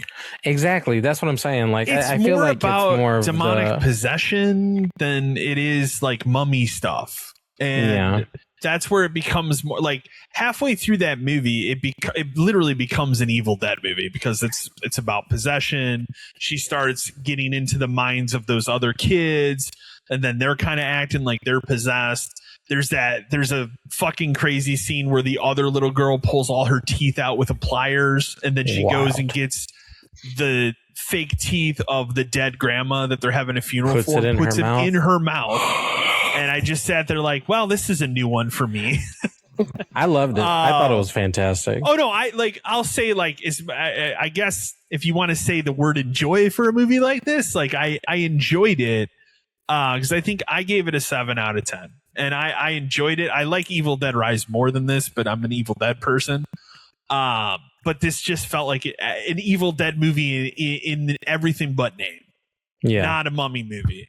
The other part of the movie that I think, and I thought about it at the time when I was watching it, but then my buddy watched it and he brought it up to me as he was watching it. He texted me the sequence where that kid's riding his bike and then that plane just blows up behind him is so comical to me. Because it's just like, I had the same reaction here. I'm like, what the fuck is happening in this movie? Because this kid's like riding his bike down this road, and then he stops to look at something on the other side of the road, and you see this plane just falling from the sky behind him, and then all of a sudden it just blows up, and then the kid turns on like, what was that? And then he ends up riding his bike into the woods to find the plane crash, and that's where that sarcophagus thing is. The other thing I'll say about the movie, and I think this was probably the most effective part of it, is the sequence in which you finally get like the VHS tape where the parents have to sit down and they have to watch what actually happened to their daughter. That part is actually fucking hard to watch because it's not so much hard to watch what the act of what is going on to have this young girl possessed, but it's more so watching their reactions. Yeah. To seeing what's happening to their daughter because there's nothing they can do about it. You know, this is something that happened because what is the time? It's like 8 years, I think, from when this happened to when they find the girl or when the girl is discovered in this sarcophagus. Because basically, the beginning of that movie, they have the main guy. He's like a journalist that's in Cairo, I want to say. Yeah. And they have a young daughter. I think they have a young boy too, but they have a young daughter. She's out playing in the yard or whatever. And then there's this like other woman that lives around them, and she kind of tricks the girl and I forget what she gives her something. And isn't it like one of those little beetles that goes into her mouth or something? Yeah. And it's been like 2 weeks since I watched this movie. And then that kind of makes her basically knocked out, and then this woman steals her, and then the dad discovers what's going on and he starts chasing her. There's a giant sandstorm that hits this town in Egypt that they're in, and that diverts him from finding her. And then they flash forward 8 years into the future, and then it's like the plane crash happens, they find this body, and then they contact the parents like, well, we found your daughter. So then that movie becomes, well, this daughter's clearly fucked up. Like they go and they're like, well, all her vital signs are normal, but clearly something's wrong with her. And they just kind of take her home and have to treat her like she's normal, but she's clearly possessed. And that's like I said, where it kind of shifts into Evil Dead territory. Listen, the moment that girl started crawling through the walls in the very beginning, at first like week she was at the house, I would have been like, no, we could take her back to the hospital. Yeah, she can go back. We're good. We're good. We don't need her anymore. But I found overall, I found the movie very effective. I really hesitate to call it The Mummy. Like it just really is it. I think that attracts a certain audience to that kind of movie. And there will be people that sit down to watch this that will be confused and will not like it because it's not what they're expecting. And that's why I said you could have called it Lee Cronin's The Sarcophagus. And that would have been better. I felt like it would have been a better title for the movie because, while she is wrapped and bound, it's not like you think the Mummy as a mummy the whole fucking movie. Exactly. No. So it's not like the same idea because they really, like I said, you really don't. I just don't feel like they reference the idea behind the Mummy that much. Especially in a world where we have like a set of other mummy movies, which is now getting a fourth one, and we have that Tom Cruise mummy movie, which it's trash, whatever. Like, stop naming movies the same thing that are like the names of other popular movies. Well, I think they thought by naming it Lee Cronin's The Mummy that would differentiate it. Movies do that shit where it's like put the guy's name before. Who gives a shit? I don't give a shit. It's like, this guy's only known for one other movie, and that's the Evil Dead Rise movie from 3 years ago. Right. Like, it's not like he's a good director, but it's not like he's prolific enough to be like, okay, this guy. It's not like saying this is Martin Scorsese's The Mummy. What if he did it where it was like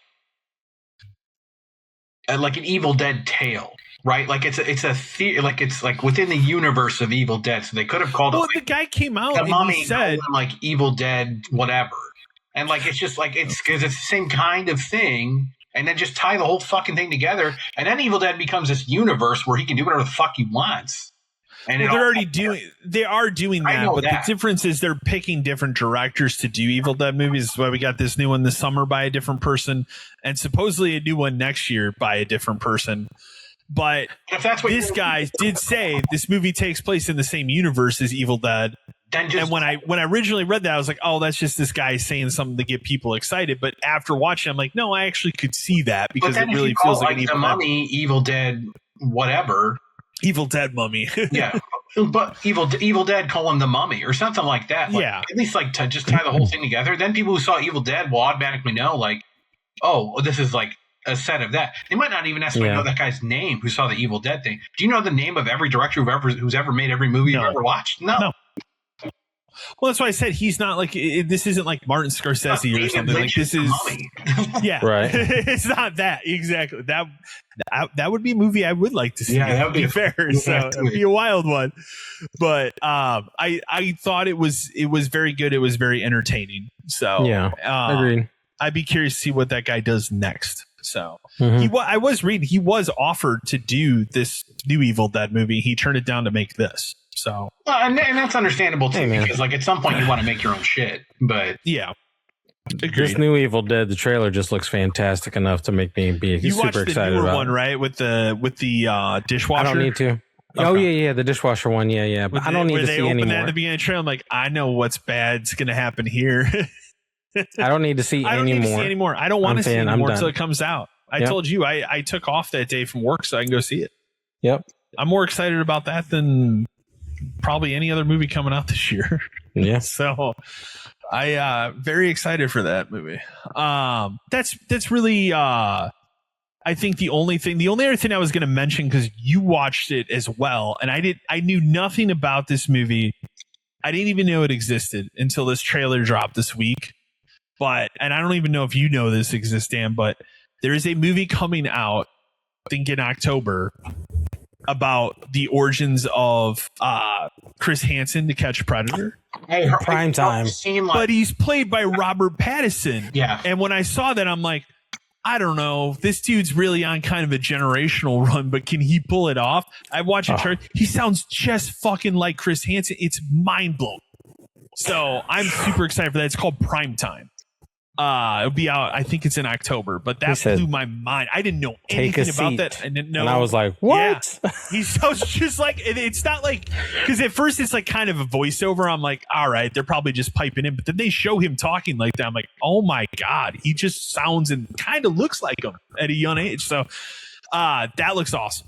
Like that. I'm very excited for that as well. So, but that's pretty much it. I mean, there's stuff coming out. Obsession's out next week, so you and I are we're ready to go for that. I am down for that one. Hoka movie's out next week too. I want to see the Backrooms when it's up. Yep. Even though I heard it was mediocre, I want to watch that Passenger movie too. There's a lot of good horror movies this month. So, and the only, I think, did I talk last week about watching the end of Daredevil season 2? I think I did. I feel like you did, yeah. I did. Like it wrapped up good. I don't need to say more about it. We'll talk about it. Yeah. What about you, Dan? All right. So I'm catching up. I finished my Daredevil original series rewatch. through season Probably 3. wise. And then I started Born Again. I think I'm 2 into it, 3 into it, something like that. Let me ask this, and this is a yes or no. You'll know if you've seen it. Have you gotten the scene between and you'll know what I'm talking about if you've seen it. Have you gotten to the specific scene between him and the Punisher, like the conversation? No. Okay. That is, I would argue you'll get to, I think it might be episode 4. I think it's close because I think. Okay. That I would argue is one of the best scenes that they've produced of any of these seasons of Daredevil. Rewatching the other stuff of Daredevil, like anytime the two of them are hanging out is great. That guy just understands that character so they well. Both understand both characters. Yeah, like it's absurd. Yeah. Season 3 of Daredevil is one of the best seasons of television that's ever been made. I like that they reined it back. Yeah. They really took it grounded, and they add other characters. They add Nadeem, like the FBI guy. And at first you're like, oh, this guy kind of sucks. And then as things go on, it's like, oh shit, man, like this guy's actually fighting pretty hard from the inside. That scene, like we're just going to talk about it because it'll spoil Daredevil stuff from 10 years old. That scene where like he goes to his boss's house and she fucking shoots that other dude with his gun, and you're like, oh, he's fucked now. That part's crazy. I love all the Bullseye stuff so much. I love continues to be great in Born Again. So. I love the Bullseye stuff when you're seeing it from his perspective. They did him justice to explain his origin. I mean, I love Daredevil. I love Bullseye. Bullseye is one of my favorite villains, like in Marvel in general. You'll see a lot of him in Born Again. I know, but like he is incredible in that season. Like, that guy watch him really slowly devolve, but then also to go back to like when he was a kid and he killed that guy, and just because he wanted to, and you got to kind of explore like all that, like the tapes and all that stuff. And then he goes and meets that girl and convinces her to like just talk to him, and then Fisk has her killed immediately. He puts him on such a fucking dark path, and God, when he's Daredevil versus him as Daredevil, like holy shit, that stuff is crazy. And then to Born Again with like the opening part, like between the two of them, is wild stuff. Fighting like through every building, up these stairs, over this thing. They decided they wanted to do the hallway stuff again, and they did it. Yeah, I mean, justice. You got to try it one more time. It's what's weird too, watching them back to back like I have. Like I literally went from that one to this one. The quality of the new ones is worse for sure than the original series. Yeah, it looks worse. It sounds worse. Like it definitely is a Netflix put a shitload of money into it versus Marvel had Disney make something for them. Yeah, exactly. So it's a little jarring if you go directly to it. But man, that episode 1 opens on a banger. And then it's rough. when they give him like the other cop he can talk to now, which they had to get someone else because the other guy didn't come back. Yeah, but man, like God, Daredevil season 3 is just cinema. Like you get all the Karen backstory stuff finally. Like that stuff's really good. That was probably my favorite of the 3 seasons. Of that show. Easily. I mean, the other 2 are fantastic, but 3 just like ups the stakes for everybody. And then that final fight with like the 3 of them, fucking amazing hotel thing is just crazy because they're all just kicking each other's ass at the same time. So yeah, it's like I'm in the middle of Born Again, or I've started it, so I'm excited to keep going because I told you I've started buying Spider-Man comics again. Yeah, Daredevil just restarted, so I started buying those. I did. Did you buy the? I did read the first. I got one. I read the first issue. Yeah, I have to read the second one. I picked it up because we were up at that place in Milwaukee over the weekend. Okay, we went to the comic store, so I grabbed the first 2. And when I was at the one by me and I was picking up Absolute Batman and stuff, I saw the number 1 on the rack, and I was like, well, since they're restarting it, fine. You got me. Perfect time, because they had just restarted Punisher as well, and she's reading that, so I haven't looked at any of that. Spider-Man I got back in because my son's reading Venom, and they did a crossover event with all of them. So like he was picking up the Venom side, and I was like, all right, I'll buy the Spider-Man side, and then Spider-Man 1000 is pretty soon, so I might as well just get. Did you get him the Superman Spider-Man thing? No, I went and looked for it. They didn't have it. They didn't have it. No, so I'll have to look for it like online. Those I would recommend getting those just because of the crazy stuff that they did. I will say that our local store, ever since it has now changed management, we'll say it's not as good. No, they're not ordering enough stuff. Stuff is out. It's hard for them to get a single issue. I have to imagine it's probably hard in 2026 to run a comic book store. I don't know, man, because the one I went to in Milwaukee, you want a recent back issue? We got it. You want second printings of stuff just to read it? We got it. We got all the one over by me that I go to, and it's not very far, is very well stocked. That's also the same place where I told you I cleaned out my collection and took like a bunch of stuff. Like I had like 5 years of Injustice comics. I'm like, I don't need these anymore. And they gave me a good deal on the stuff that I brought in. And I was like, I'm just cleaning up. Box together, and then maybe me and the boy will come up and we'll go to that one and we can meet up. You should come to the one over by me. It's really good. And because like I said, I had no interest in getting back into comics, and then Absolute Batman was like every day hit me with something. I'm like, we got that email from the guy because he was like, I'm selling the store. So I was like, we should go check it out. And then my son is just at that correct age where he's into comic books. Well, for me, it was the wife, because for Christmas she went over there and then got me every issue of Absolute Batman up to the current one at the time. And I was like, I guess I'm back in. So for me, it's just weird horror comics and then Absolute Batman. And then I did also pick up that Absolute Green Arrow. Okay. Which seems crazy the little bit I looked at it. I told myself, like, I'm going to limit myself to just these two books. Like, I have to put a limit on myself. And I feel like if I just get my two favorite characters, that's a good enough limit. That's a good start. And that way, if my son's buying Venom and they do crossover stuff, we'll have them. So then we'll be... Yeah. And then maybe you'll just let me borrow your Absolute Batman so I can just read through them. I can give you I have 2 copies of the first volume of the graphic novel, so you can just have one of them. Yeah. So yeah. All right. Because I had it, and then she bought another one for Christmas. I'm like, you realize I already have this and read it. Remember when I wouldn't shut up about it for a month? So like, probably why you got the idea to buy me the rest of these. Absolutely, because I wouldn't shut up about it. Mm-hmm. So that comic is crazy. So I'd like to read that. So yeah, maybe we'll meet up out real there. We'll go to weird. Yeah. It's a cool place. All right, so I'm on that. I watched Project Hail Mary, which I need to watch it. I won't spoil anything. Not that there's a lot really to spoil about it, but because you can kind of tell what's going to happen. But I liked that movie far more than I thought I would.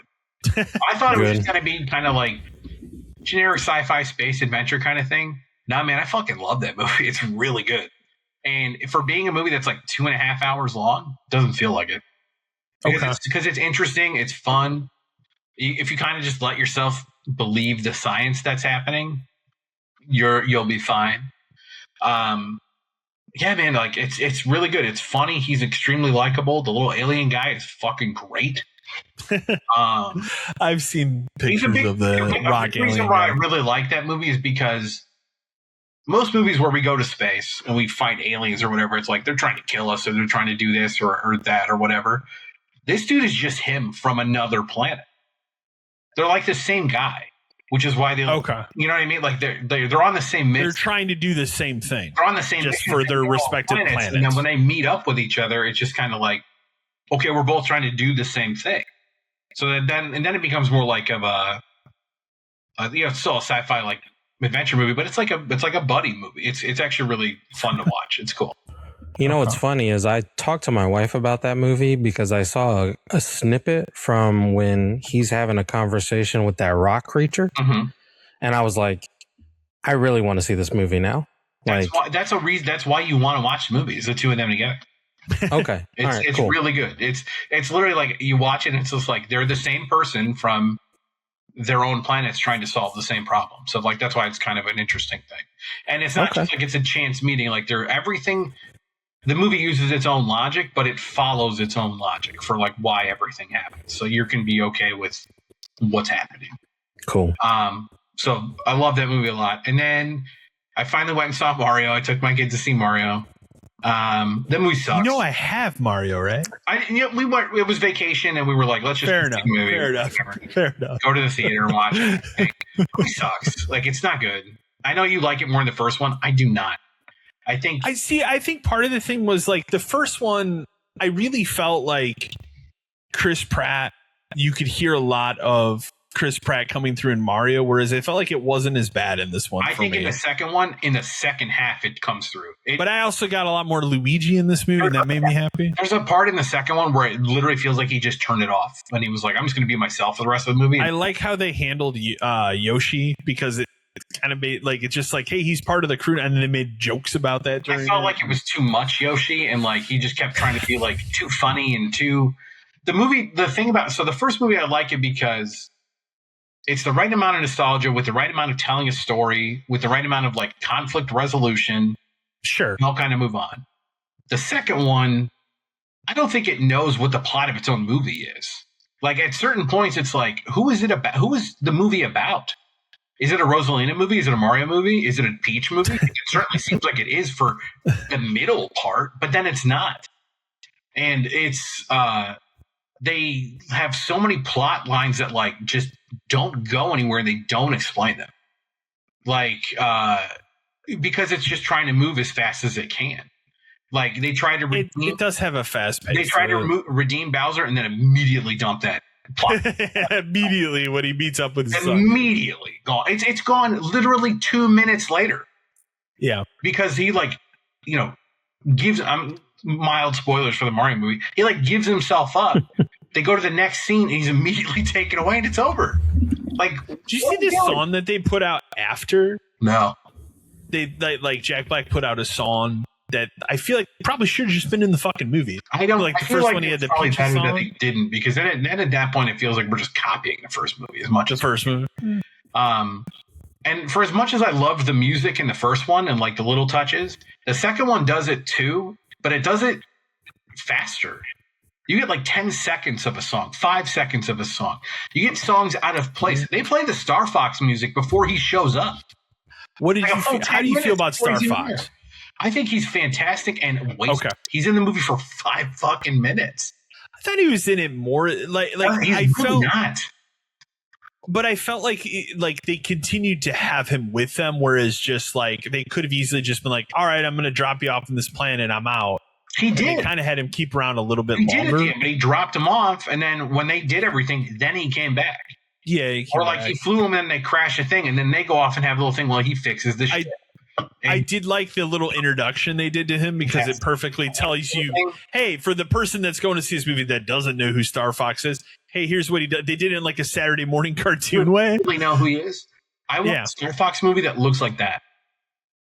Oh, like that animation, the Saturday morning? That would be cool. Well, you get a 64 game remake instead. Well, I mean, I love Star Fox to death. I still can't believe there's no merch of him for this movie at all. They made that's wild. Really bizarre. There's no Star Fox. They got that dude to voice him, and you'd think they would make a bigger deal. The voice of Star Fox, and he's great. Like the fact that he's good. A different universe and that he leaves. Like, give me the Star Fox movie. Which I think could be great if they get him back, because he's the right kind of like cocky, but not. And he's, I don't know. He was great. He was really good in that movie. It just felt like if you're going to put him in the movie, put him in the fucking movie. They fly to space at one point. They couldn't have done like a thing where he shoots down other things. They couldn't have had a funny thing where like it turns out somehow Star Wolf is here and he just shoots him down and he disappears. Like they could have done more with like that kind of stuff. My son loved the Pikmin thing because he loves Pikmin. Yeah, that was a fun little thing, but they don't. But if you're going to do that kind of stuff, like have a Pikmin ship come down, they didn't do enough of it. Yeah, it was really just Star Fox and Pikmin, and then Rob, and then they did that like weird Mario 2 thing in the middle, but it's not in a Mario. Oh yeah, it's just the Mario 2 characters are in this casino, which is more like a galaxy level. So like, what are we doing? Like, they really just kind of merged every other fucking Mario thing they could think of. Because it was like, okay, so we've got the Desert Worlds from Odyssey. We've got Mario 2 characters in here. There's Mario Wonder power-ups at the end. And like, if you're a casual Mario person, it's like, where the fuck did the drill suit and the cloud thing come from? Well, those are from the latest game. If you didn't play it, you won't have any idea. So it's obviously made a shitload of money. Obviously, we're getting another one. Oh, there'll be another one. I just don't know what are we going to do now? Like, just throw more shit in here? Here's my next question. When do you think we get a trailer for this Zelda movie? That's got to be soon, right? They're in the middle of shooting. And I mean, obviously, unless that looks like absolute garbage, that'll do well. People will go see that. I'll go see it. I'll go see it. I will say I'll go see it. I have no faith it'll be any good, but I'll go see it. my faith level in that movie is a lot lower than what it was for these two Mario movies, right? Because at the end of the day, they're animated movies. They're made for the intended audience that they're supposed to be. This is a fucking live action Zelda movie with a character who has never spoken in the games. Yeah, but he's gonna have to speak in this movie now. So I think you bring up a good point about the Mario movie. Whereas I feel like the first Mario movie was made for us and kids. Mm-hmm. This one was made more for kids. Like, gotcha. Bar none. It was made for kids where it's like, we're going to love seeing Yoshi. And that's about, like, the kids barely even fucking know who Star Fox is. They don't give a shit about him. But yeah, I mean, so that's what I watched. Like, the Mario movie, it's kind of a whatever. I would probably watch the first one again. I don't think I'll watch this one again. Chris Pratt is really just fine. Like, what a fucking mistake. Like, you have a guy who does Mario's voice, and you chose not to. I just, the problem with having that guy do the voice is, could he carry dialogue for an entire movie? I think that's the only thing I look at. Like, he can carry it for like the little quips Mario does. Part of the problem it's a me and is we went for A-list people to do all these voices when it should have just been voice actor people. Yeah, just fuck. I can see that. Troy Baker Mario, man. I don't give a shit anymore. If he can do it, he can do it. I still think Jack Black's great as Bowser, though. He is, but like Bowser is weird in this movie. He's a lot weirder in this one than he was in the first one. Yeah, that's it. What about you, Matt? Obviously, we talked about The Mummy.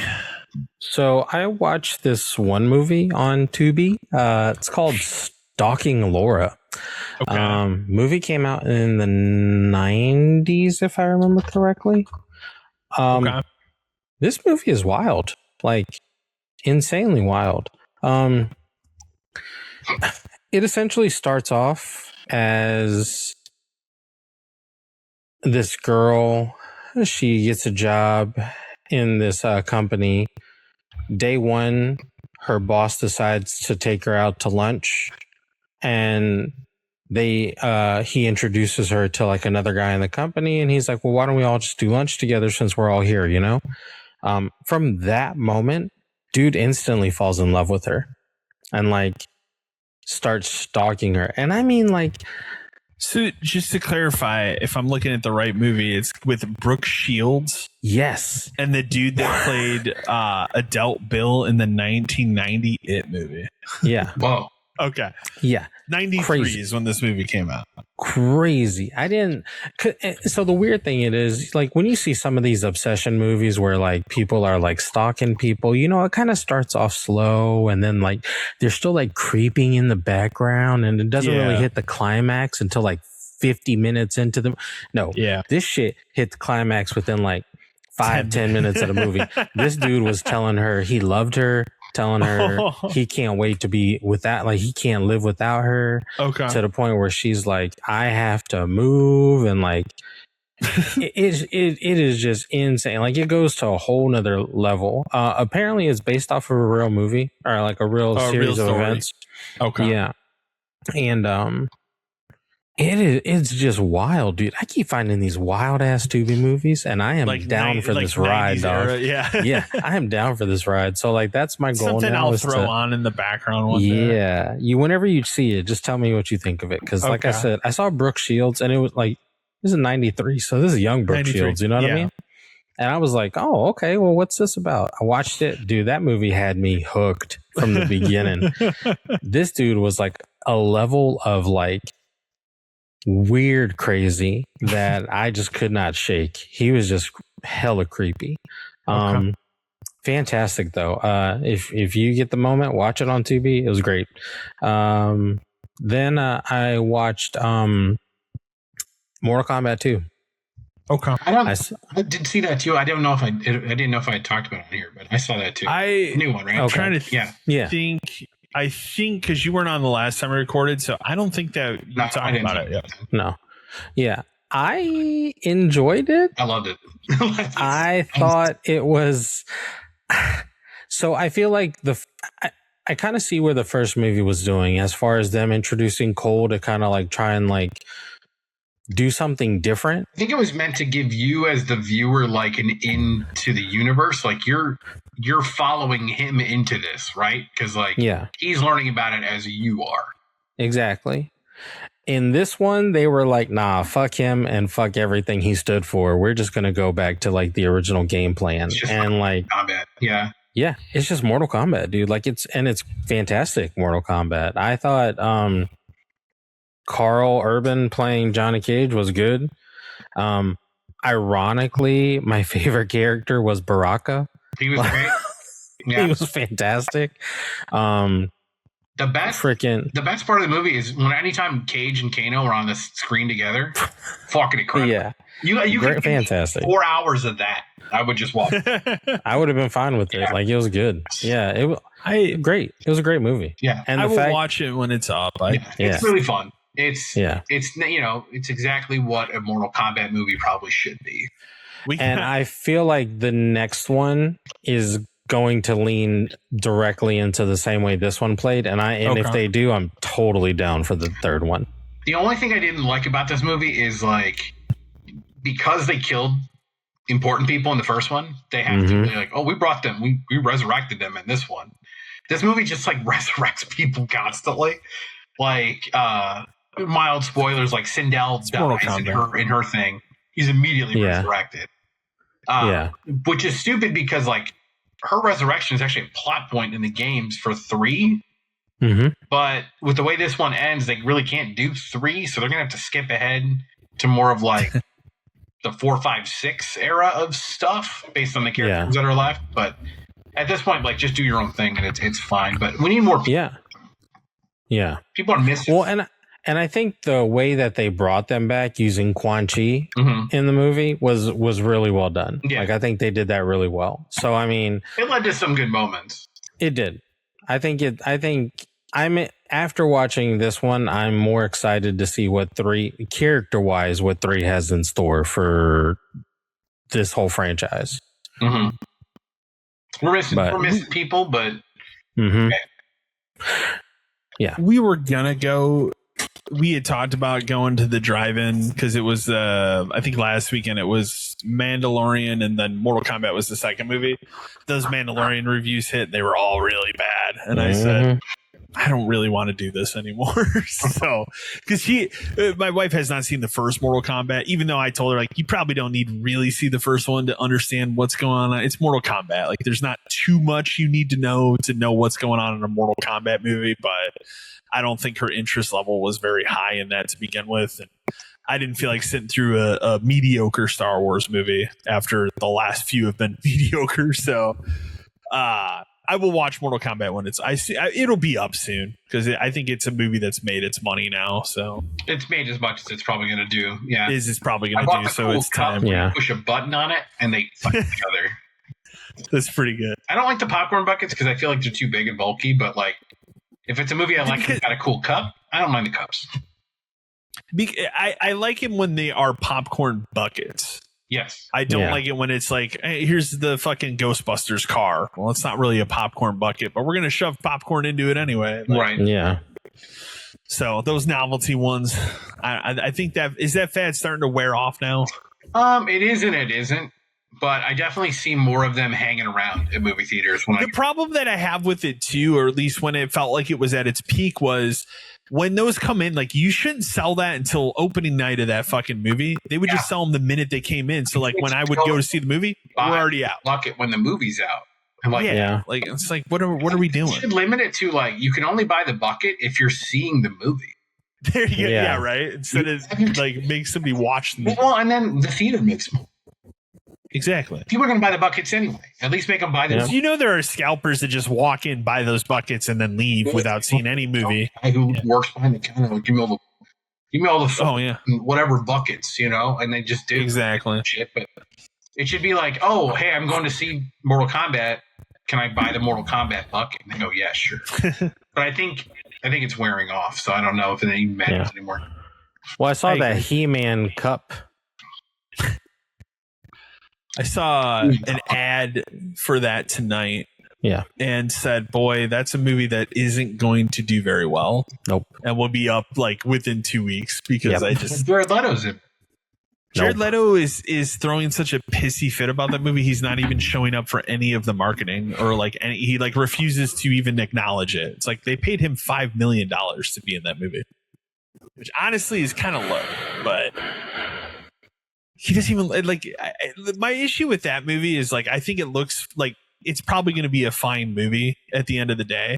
But the way in which these characters look in the movie, it almost looks AI generated. Yeah. Skeletor looks like he's AI generated and they're just having him do the voice. It's really weird looking.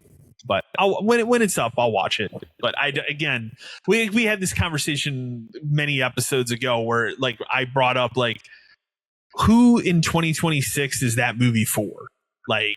I don't think was there that many people that watched the He-Man cartoon in the 80s? Because I feel like it was Turtles and all, a bunch of other stuff and not He-Man. We got one that they're going to care. Who likes He-Man. That is going to go see that?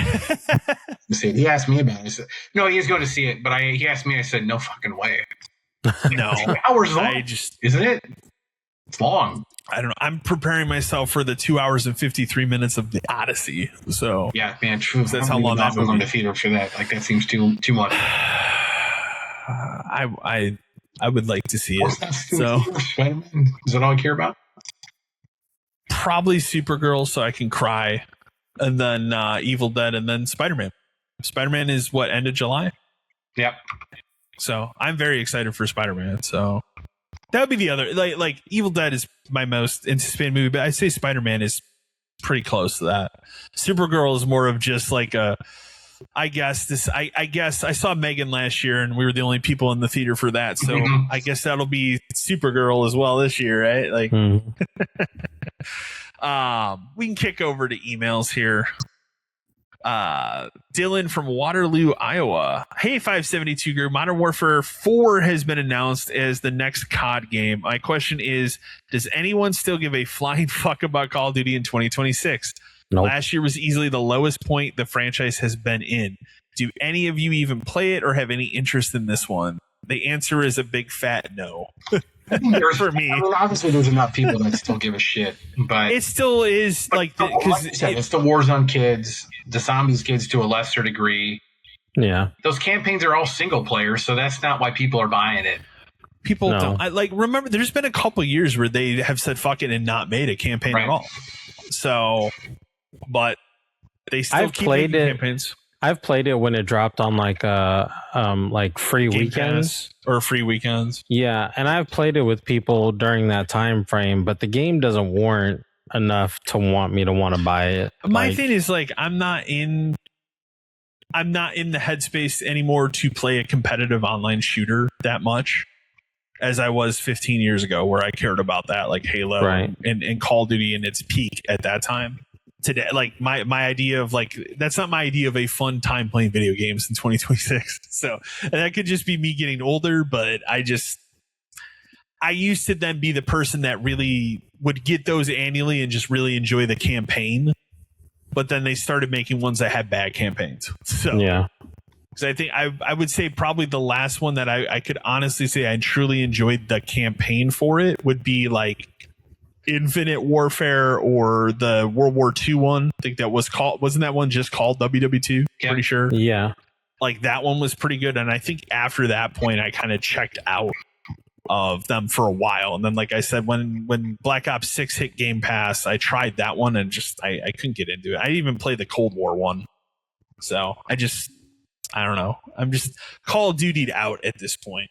So, but it'll still sell. It'll probably be it will not be the number one selling game of 2026 because that'll be GTA this year. GTA is going to be You know what? You want a spoiler? It'll be the number one selling game of next year, too. Game. Yeah, for the next year. And maybe 2028 as well. I mean, it could be. GTA is going to be the first game that is a system seller in a very long time. Because the thing that's going to happen now is those people that are still out there that are on a PS4 or a regular Xbox One or whatever, and even though they've waited and then they picked the worst fucking possible time in this generation to buy a new console. Yep. They will have to, because there is no other way for them to play GTA 6. It's not on PC. It probably will be on PC a year and a half from whatever the release date, at the end of this year, but it's not on PC. It's not on Switch. So I don't even think GTA 6 will come to Switch 2, honestly. It should be on Switch 2. It'll be on Switch. Should be, but it'll be on Switch 2 at some point. The potato version? It will be on there at some point, I think. It's not going to be good. Like maybe a year later? Yeah, it's not going to be good, but it'll be on there. I don't think so either. Next email we have comes from Grant from Bangor, Maine. Hey dudes, been listening to the cast for a while and enjoyed the conversation you had a few episodes back surrounding your history at GameStop and Game Crazy. My question is there a specific midnight launch you guys remember, or if that stands out to you as being the pinnacle of midnight launches? The original Black Ops always sticks out to me. Was curious, being you guys were on the other side of the counter, what ones would stick out to you as being huge or memorable? Big ones. Why don't you go first while I try to think of game? I mean, the one that I will always point to, but I was not working at GameStop at the time, would be Halo 3.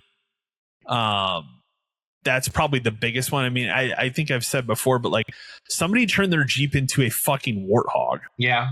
And at midnight, when it's dark out, it looked cool. And then I saw it the next day driving around town. It looked like ass. So it looked cool at that midnight because it was dark. And it's you really couldn't see. I'm like, oh, yeah, somebody made a Warthog. And then the next day, it's like, oh, this is just cardboard terribly painted on this vehicle. That was a huge midnight. And that was back when the strip center that our GameStop was in still had a Walmart, it had a grocery store, and that line went all the way to the fucking Walmart, where then people were waiting in line at Walmart to also buy Halo 3. So yeah, that's true. I didn't think about that. That's crazy. That was a huge midnight. I don't think I've ever seen that many people. I remember finding out later that store, the store that we worked at, had over 600 reserves for that. Yeah, I believe it.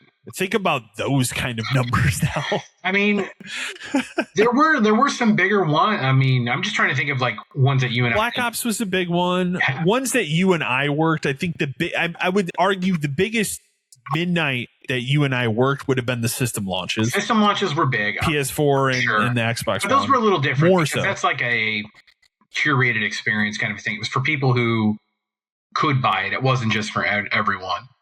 Yeah. Halo 4, even for not being a great game, was pretty busy.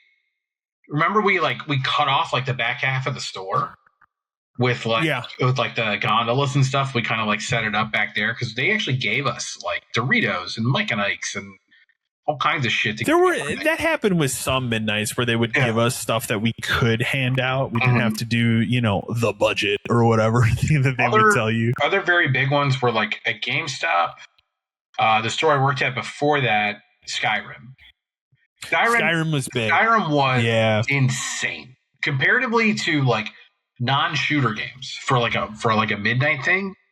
Was crazy. I had people there. I watched a grown ass man cry when he received his copy. Yeah, I mean, we had people there. I worked pretty much all day that day.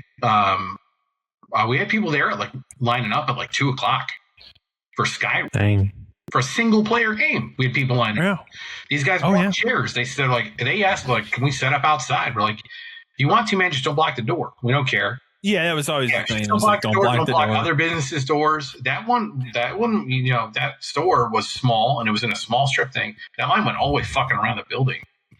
I think that the way that we started handling midnights, I think that kind of stuff changed a little bit because it really didn't matter at that point, with the pre-rings and all that kind of stuff. But, that one was crazy because people brought food. A game truck showed up and parked in the parking lot. My boss bought a copy of the game to give away.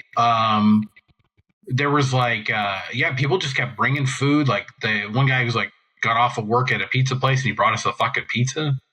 And like sandwiches and all this stuff. People were bringing drinks. Everybody, like, it was like, for as busy as it was and as crazy as it was, because the store was very small, it was like a chill hangout kind of a midnight. Yeah. It was very cool. Back before that, at the store before that, Black Ops, the first one, was fucking crazy. I remember that one being pretty crazy. That one, we had my store probably had close to 500 or 600, and it was, most of our strip mall was empty. So it was like all the way down, all the way around. The fucking military showed up. Jersey Mike's brought a fucking table from their restaurant and set it up inside and was giving out sample things. We had water balloons. We had all kinds of shit at that one. That one was nuts. Again, but you and I kind of watched the death of midnights for games, because the one that always sticks out in my mind as being the worst one was Uncharted 4. That was bad because it was like we had one guy show up, more people for pick up his copy. What else was crazy? GTA 4 was crazy. GTA 5 was a crazy one. 5 was crazy. San Andreas was nuts. Vice City was crazy. Those would have been those were Game Crazy days, like, man. But like Vice City, San Andreas, goddamn, dude, I remember that one almost stretched to the movie theater. It went all the way down. That's and that was when we were in Hollywood. So like Hollywood was making a shitload of money. We were making a shitload of money. It was crazy because Hollywood was open till midnight anyway. And so just like people were in there, like I can't even imagine. Even at Game Crazy, which was still relatively new at the time, we probably had 400 pre-orders, which for us at a Game Crazy was unbelievable. Yeah. God, that one was nuts. Well, that was also at a time where that was the only way. There was no digital. You had to come in. You had to buy it physical. You had to come in and get your copy. You really kind of had to reserve it, even though we had extra copies. But at Game Crazy, we didn't get a lot of extra stuff, just because the company was so fucking run like idiots. What else? What else did we do? Halo 3 was crazy there. The Wii launch was nuts, even though we had nothing. I remember the Wii launch too, because I was on the other side of that one. You want to know the craziest Nintendo launch I ever did? This wasn't at midnight, but the craziest. Guess what game that was the craziest Nintendo launch I ever did? I'll give you a hint. It's somewhere in the 2009 to 11 range. Smash Brothers of some sort. Gold and Silver for the DS. Oh, people were fucking insane about that game. Man. Okay, thank God, the amount of copies we must have had combined 1,000 copies. Damn. Of those, and like a lot of people bought both, and those were. And remember, they had the Pokemon things; they were more expensive. And then we had these stupid pre-order figures, which my boss was an asshole and was just giving them to anybody who asked for them. And I told him halfway through when I realized what he was doing, I told him, "Are you fucking crazy? You're going to get somebody killed. We're running out of these things." Yeah. But some lady would ask him, "Oh, I have 4 kids, but you only reserve 1 copy of the game. But I have 4 kids." He'd give her 4. I told him, like, stop. You have to stop this. We don't have enough anyway. That was probably the craziest Nintendo launch. That one wasn't fun. Now, I'll tell you right now, Nintendo launches, they're not fun. None of them were ever fun. They're terrible. No. The worst. The Smash Brothers one was insufferable because that one kid. Mm-hmm. And we do what we could to set stuff up. I remember the Borderlands one was pretty busy. Borderlands 2. Yeah, people that one was pretty big. That was when we still had the big TV. Remember before our DM stole it? We had a big TV we could set up stuff for. Yeah. But he was an ass. Yeah, man, Midnight's... I'm just going to borrow this. Midnights, for the most part, were pretty fun. I mean, but then for every really great one, there was a really bad one. At Game Crazy, we had to do a Midnight for Driver 3. That's bad. Do you know how many people picked that up? 0. 1. 0. Okay. Drive. What Game Crazy worked is we didn't pay for same day shipping on anything. Well, what happened is the product would come into O'Hare, and somebody from a closer store would have to go out to O'Hare and pick up all the product, and then we'd all have to go to their store and go pick it up and bring it back, so we had it in time for the midnight. So I drove all the way. I drove 45 minutes to pick up probably 20 copies of Driver 3, and I think maybe we had maybe 10 pre-orders. Who knows? And nobody fucking came. I didn't work at that. Thank God I didn't work that one. But I called my buddy at like 12. And I was like, so what happened? He's like, nobody showed up. I'm like, that checks out. Go ahead and close it up. What else were bad ones? That was bad. Dead or Alive, we had one once because it was Dead or Alive. You talking about the Dead or Alive 5 one? Yeah, but it was that and something else.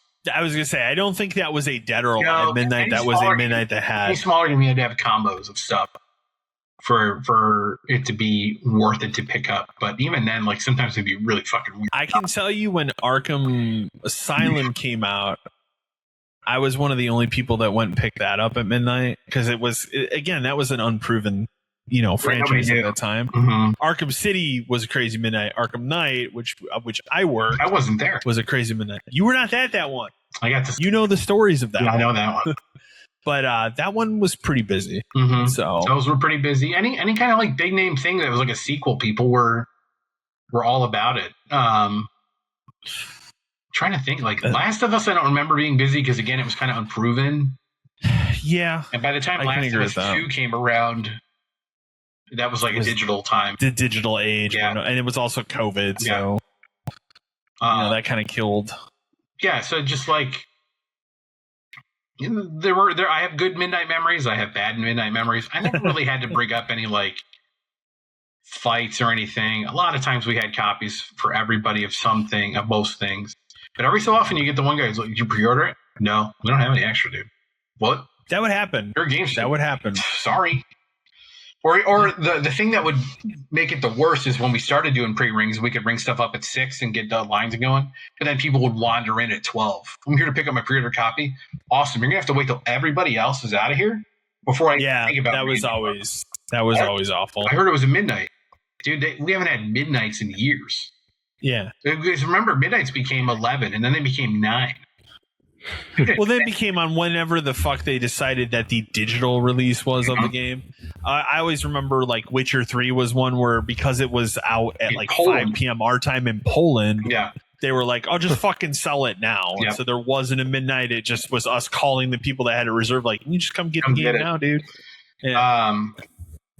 Or you get the people who would call and like our rule was we would stay open 5 minutes past whoever the last person left was. Yeah, and that was fair. And then, like, from that point on, there's 5 minutes. It doesn't matter if somebody else shows up in between this. It's 5 minutes from that point.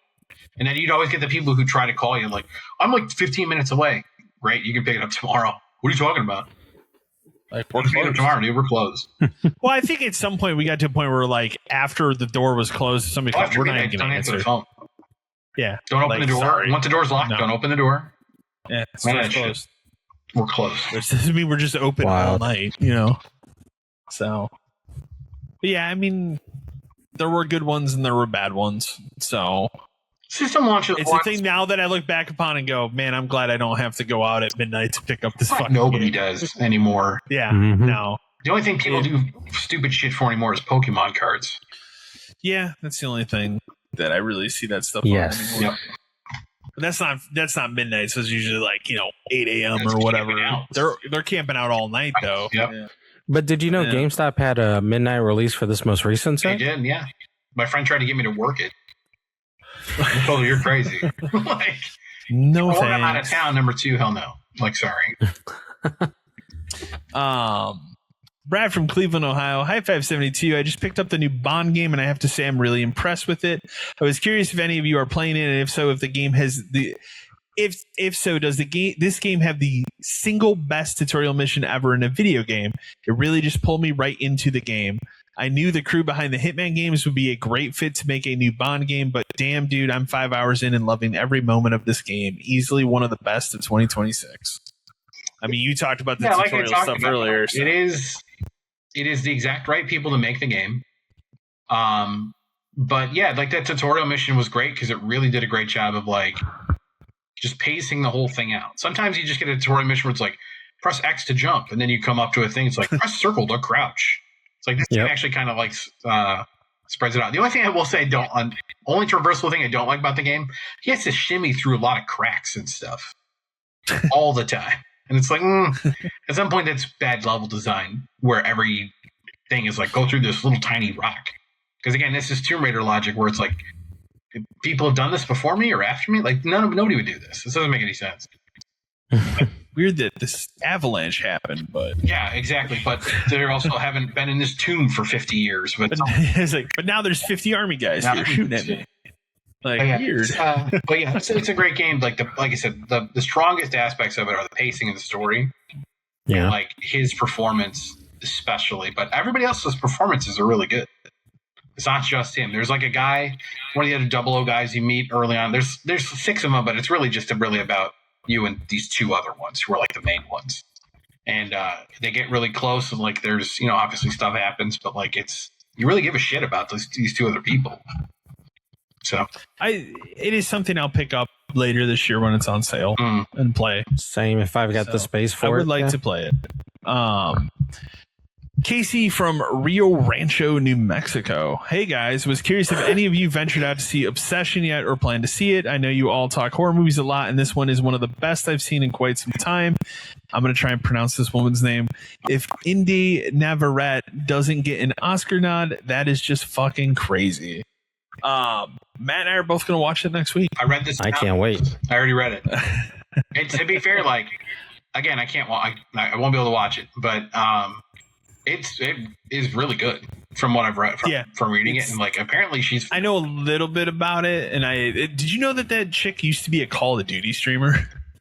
People have unearthed, like, she was a Twitch, like a Call of Duty streamer. Yeah. People have unearthed, like, when she was on Twitch, like 5-6 years ago. Yeah, everything I've read about it says she's incredible. And somebody said, what was one of the reviews I read? Something about like, did somebody get her some medicine because her back must hurt from carrying this whole fucking? I know what you're talking about. I saw it. So, yeah, by all accounts, like she is incredible. So yeah, horror movies rarely get Oscar nods, unfortunately, but I think with like this are not going to get an Oscar nod. Well, I told so. you when I first saw the first trailer for it, just the premise of it hooked me. I was like, yeah, I definitely want to see this one because it just sounded like not your atypical horror movie, and I was like, all right, cool. What's the guy's name who made it? Curry Baker. Yeah. So are you going to go see that guy? Are you going to go see his movie Baker's The Mummy? Because they're just going to do that. No, I will say there is a lot of YouTube like a lot of YouTube movies or shorts from him and the other guy that he works with. I forgot what his name is, but that dude has a really interesting eye for horror. Yeah. I can definitely tell you that. I was reading something today about like everybody's already predicting like he's going to get a shitload of money thrown at him for whatever his next thing is. So the next thing that guy's doing is a remake of Texas Chainsaw. Okay. Yeah. I not that it's this movie, but I just learned, I didn't realize this. I knew that the guy that directed this Backrooms movie had a hand in those YouTube short films because that's where it came from. Yeah. I didn't realize that was the guy that did that Rolling Giant one. Yeah, that thing is. Which that one's fucking crazy. So that one I've actually watched and it's crazy as fuck. That one's good. So I'm excited to see that movie as well when it's up. But yeah, Matt and I are both gonna be watching that next week. So I really look forward to seeing it. I'm also that Hokum movie is out next week digitally too. I'm gonna watch that as well. So maybe these movies are finally hitting digital. So, but Obsession is one I'm very excited to watch for sure. Our final email comes to us from Kevin from I must have forgot. I apologize. I forgot to copy the city that you're in, but it's Arkansas. I'll have to go back and look. Howdy, any predictions for next week with the Sony State of Play and the Xbox Showcase? I'm personally really curious to see how the Xbox Showcase is handled, as this will be the first one with a new CEO. What do you all think? I mean, the Xbox Showcase, obviously they're going to talk about Fable. We already know that they're going to have that 30-minute thing after about this new Gears game. I believe it's already been spoiled that Gears game is out in September because they have some sort of marketing deal with the NFL, and that spoiled the month of that game's release. So unless they change that, I really don't see that game's release date changing. We'll see a lot more of that. All they have left now. Because they have this Halo campaign re-evolve thing, which that'll be out sometime this fall. I'm sure we'll get a date for that as well.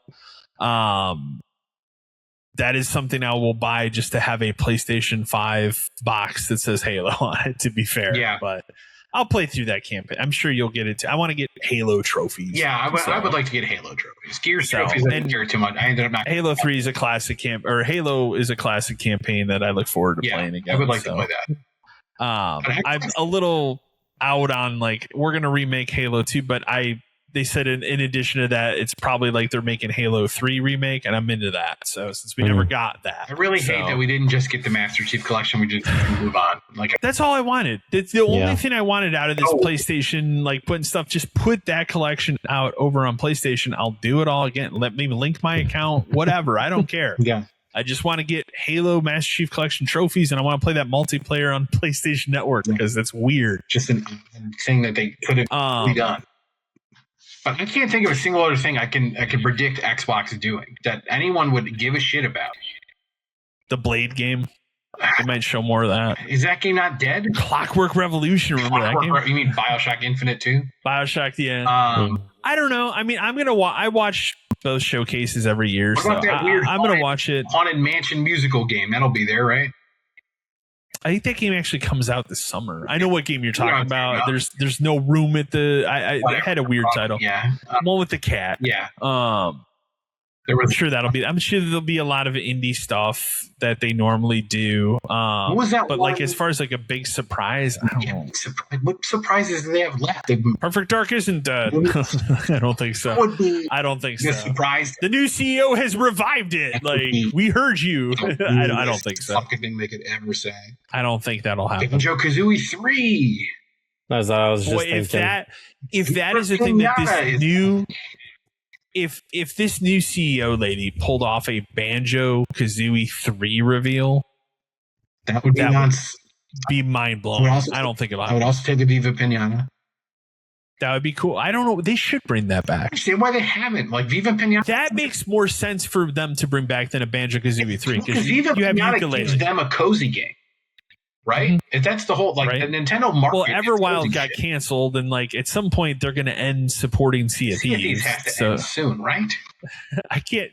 Like as you and Eric, which sailed the seas for like a month and a half in that game. It's fun, but it really there's not that many people playing it anymore. Over again, and like we ran into one person who was immediately hostile. It was like this isn't fun. That was sad. Like we just got that new boat. Yeah, it's fucking. Yeah, we got our new boat sank right away. It was like, oh no. I don't really know. And like the Sony side of things, it would be cool to see something we don't know about. I do think we get FF7 3. Yes. At least at the end. It seems like now, because we just had a blurb about it like a week ago, that's fully like that game is fully internally playable now from beginning to end. I feel like it's time to reveal that and give you your title. At least give but no date like that, because that's so. I think it's 2027, but I don't think it's early 2027. I think it's later. If anything, it's like July. Yeah, but yeah, I think it's a safe. I would predict and say it's a safe bet to see that finally announced with like a cinematic 30 seconds, and then you get a name. Yeah, reunion. Yeah, I know it's not going to be. I want it to be that. Kingdom Hearts 4. No. There's don't give those kids hope. That's all I don't want that. I don't want that. That's all we got. Like big floppy shoes is all they got.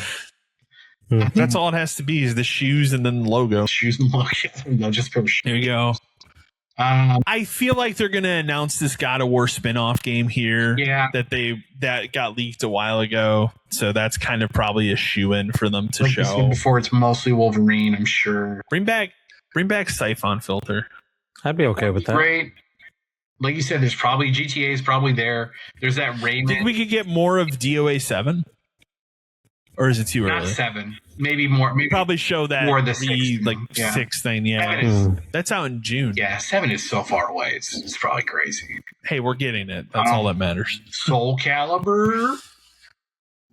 It's been time. Yeah. You could see. I could see maybe a new Soul Calibur. Do you think it's time maybe here that we could get an Injustice 3 reveal? It's been long enough since Mortal Kombat. It's more of a Sony thing. So if it was going to be at either showcase, it would be at Sony. Yeah. Yeah. Good. That makes the most sense. Because MK1, like, they've buried that. They don't talk about it. It's done. They don't talk about it at all anymore. No. Injustice 3 could be here. That would be fine. That Rayman thing got kind of leaked. If that'll show up. That got leaked. They'll probably show more of Metal Gear Solid Collection Volume 2 because that's out in August. Yeah. Like I said earlier, I would like to see a date for Castlevania. That could be in there. Maybe if they did tease more stuff Castlevania, so maybe something else is unveiled here. To celebrate the 40th anniversary. I could see, even though Capcom has their own thing, I could see Capcom stuff showing up in here.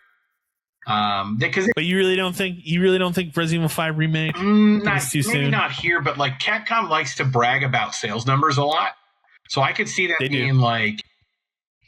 Here's the actual Mercs mode for Resident Evil 9. We're working on new content for it, yeah. Because they also like to do that where they'll just like talk about all their stuff really quick and be like, we're making this, and this for it. True. What else would I like to see from Sony? I don't even fucking know, dude. Final Fantasy 17. There's no way. Final Fantasy 17. There's no way. They have to finish remake. 17 is 5-6 years away, maybe. How much influence does Claire Obscure have on Final Fantasy 17? Shitload. Okay. I think if they had ideas for 17, whatever those a lot of it was scrapped. It's all gone. Because they invited those guys out.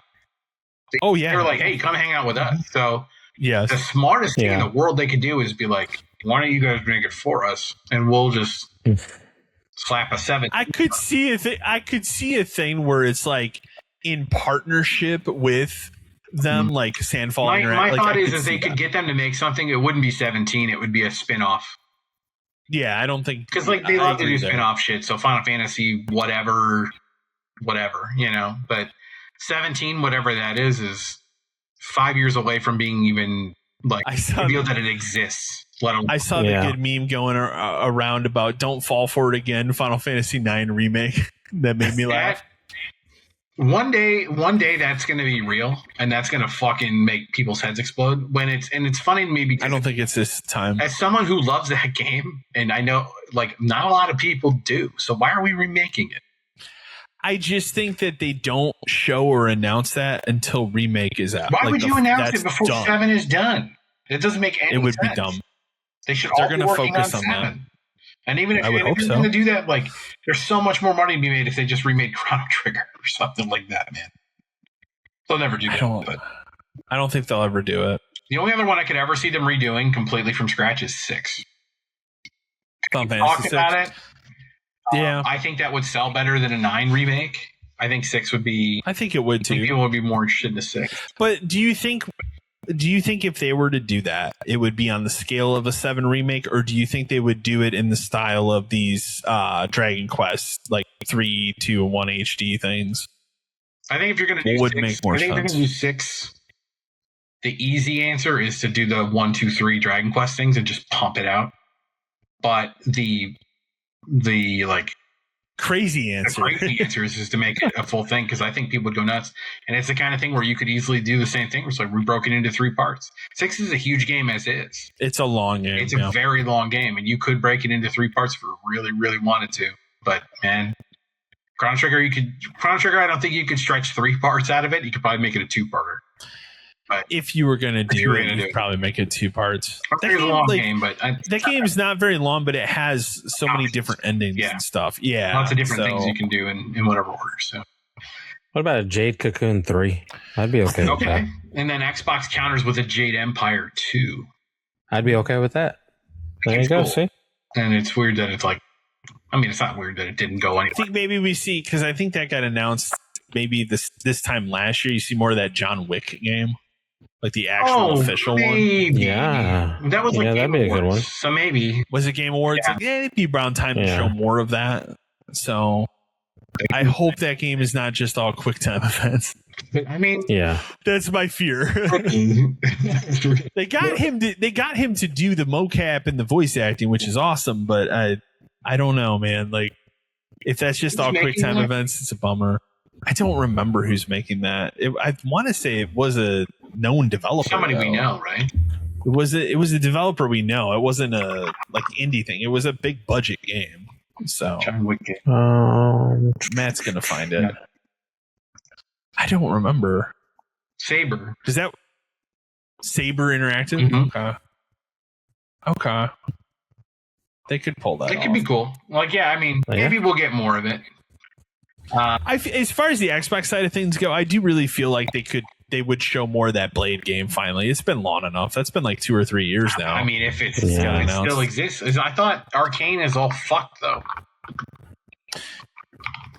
Yeah, but they could have spun that to something else. We don't. The whole Blade. I would think by now we would have heard like, oh, that is canceled. And I think the only thing that would save something like that is the fact that it has a Marvel license behind it. Yeah, that was. I think if it wasn't that, was over 2 years ago. It's time to show more of that. And all we got was a CG trailer. Game entered. But I think now would also be the time to say, like, is that game, like, what is going on with that game? Like, is it? It's probably not exclusive. Full production 18 months ago. You could make something to show. At this point. So it's been long enough that they could easily fit that game in there. Fallout 3 I mean, I'd like to see from Xbox. The Fallout 3 remake that we know exists. I still feel like that is going to be just a one day, like the Oblivion remake. Hey, it's out tomorrow. Yeah. We're tired of you fuckers talking about it. Here it is. Pay us $40. I feel like that's what'll happen. And it'll sell like crazy. And it'll be buggy because they just dropped it into Unreal 5 and called it a day. Yeah. But we'll all play it. Because it's Fallout. I don't think that anything like that is shown here. I don't think you see anything about Fallout. I don't think you see. I'll say right now, you don't see anything about a new Elder Scrolls game here. So there's absolutely no way. I do think what you will see here now that it's out on PS5, whatever the other Starfield expansion that they keep talking about, they're making one other one. I think you probably could see that here. Could see that, yeah. Now that it's out on PS5. So also another game I'll buy when it's $25 and play again on PS5. So I could see that. Again, with Xbox, I always feel like it's the letdown of like indie stuff that isn't really everybody's cup of tea. There's usually like one or two things where you go, oh, that's really cool. And a lot of it's just shoulder shrug. Yeah. And then Sony can be hit or miss. I think they had a lot of misses at the beginning of this generation. And the last couple of state of plays have been pretty good. So do we see Intergalactic? Oh, for the Sony one? Yes. Right? I think you do. I think so. I would predict that the show opens with Intergalactic. I would think it's time to see her running through something, doing stuff. More than just her picking up a lightsaber sword and fighting. I think you actually see what the game is, what the scope of it is. And walking around. And does the game actually have like a bigger scope to it because you're going around at different planets and stuff? Someplace else. Yeah. I can see that. Yeah, I think that has. I feel like that's the opener, right? Yeah, that has to be there. Because whatever is the closer for the Sony show will be a surprise, as it always is. It's just a matter of what is it? Is it going to be like that Marvel fighting game the one year where that was a really cool thing? They just spent way too much fucking time talking to people about it. Very excited for that game. That was too long. It was too long. Like it was a cool thing when it happened. I'm like, okay, that's cool. I'm not personally interested, but I get it. But then they spent like 10 minutes. But I don't need 10 minutes on how it came to be. Well, here's how this journey started. Yeah. We had this idea. It's like, I don't care, dude. Just show me. Tell me, look, check this shit out. We made a Marvel anime fighting game and it looks fucking cool. Yeah. So they'll have like whatever their big surprises at the end, but I think it's a shoo-in that Intergalactic game is the opener. It's time. We all know that game's probably next spring. So at this point, I would think they're they're in what they call their crunch mode, as we've seen. So it is at Naughty Dog. And I think we need to bring crunch back across the board. We were getting more games that had less bugs when crunch existed. It was brought to my attention the other night that it was only a year and a half between Mass Effect 2 and Mass Effect 3. Yeah, because there was crunch. Think about that. Yeah. A year and a half. Less bugs, more crunch. Let's do it. There you go. That's how we end it. Crunch it. Crunch it.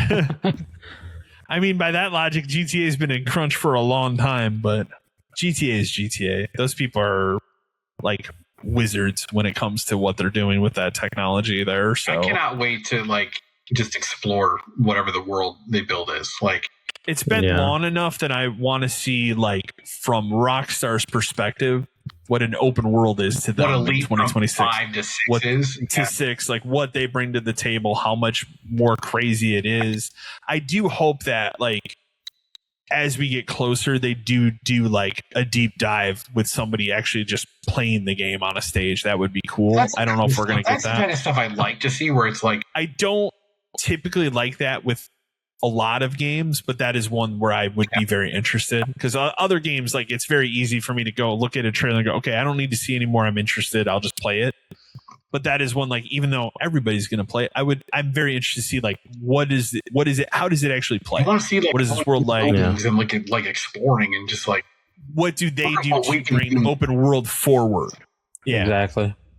So, but that would be my other prediction, is that your GTA trailer 3 is at the Sony showcase, and that's where they're going to kick off. Yeah. That'll be you can pre-order it today or whatever, and they'll kick it off. So that's my prediction. But yeah, I don't know. I mean, we got next week is the big week, right? The only thing that we don't have, which I'm sure will be announced in the next couple of days, is I'm sure there'll be a Nintendo Direct of some sort. Yeah. In the next couple of weeks.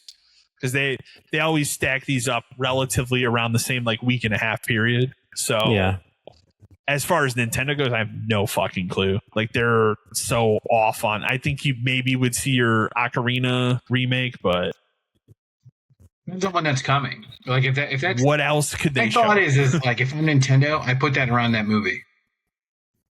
Yeah, that would be smart. Like, it doesn't make sense to me to launch that this holiday when that movie's next April. You'll see the Star Fox. You'll see Star Fox at the thing for sure. But the Zelda thing, why wouldn't you just make Zelda Day? But then the question then becomes, so what do they have then? Because, like, now is the time for them more than anybody else. Now is the time to start showing Switch 2 games. Right. There's a Mario. Yeah. I mean, there's a Mario game. You know there is. We know that there's a Mario Odyssey 2, but I just don't think that they're going to show it yet. No, I don't think it's Odyssey 2. I think there's a Mario game, but I don't think it's that. You think it's not? You don't think it's Odyssey 2? You think it's else. Okay. Do you think, because the last thing they did was Wonder, do you think that they continued, like, 2D-ish style like that, or do you think this is a full or it could be 3D Mario? It could be 3D Land, 3D World. I'd be Galaxy 3. Those aren't Odyssey or Wonder. They're somewhere in the middle. So could it be more like Galaxy because of the movie? No, because again, the movie mixes too much shit together. Like, it doesn't. Yeah. It doesn't have an identity. True. It's called Galaxy because they go to space. Like, it's not called Galaxy because that's the real reason why it's called that. To be fair. So. But yeah, I could see a 3D Land or World game in between, because that's the third version of that. I don't think they'll do an RPG thing, because Brothership just came out not too long ago and it wasn't. I don't think it was well received. Nope. I never opened my copy of it. My son played like an hour of it and he's like, whatever. Yeah, there's something else. There's something they haven't said. They announced Pokemon stuff already, right? They could talk about that. They announced what are those ones called? Wind and Waves? Yeah. They would have their own direct, but they could easily bring it up. And then they'll do that thing where they do the 10 games in a row, and there's gonna be one real fucking weird thing in there where you're like, what? Why are they bringing that? That's cool. And then it becomes that, will this be on other platforms? Yes, okay, cool. Yeah. Okay, cool. I will play it on other platforms. So yeah, that's the only thing that we're waiting on, is whatever Nintendo's Direct like date is, and then I really hope they bring something cool. So, because boy, that Switch 2 is a real fucking paperweight for me. It's nothing. You'd be glad you didn't buy one yet. At this point, I may never. I mean, I would say if you ever get to the point where, like, your kid's Switch dies or something, that would be the only thing I would ever buy. Probably makes sense to buy a Switch 2 at that point, but like, otherwise, I don't see the value in it up on its own purchase. Yeah, I just don't see the value still. So, anyways, that's going to wrap up emails. As always, you can send your emails into podcast572@gmail.com. Otherwise, we'll be back in another 2 weeks for another edition of the podcast. Thank you for listening or watching. Thank you, everyone. Stay safe.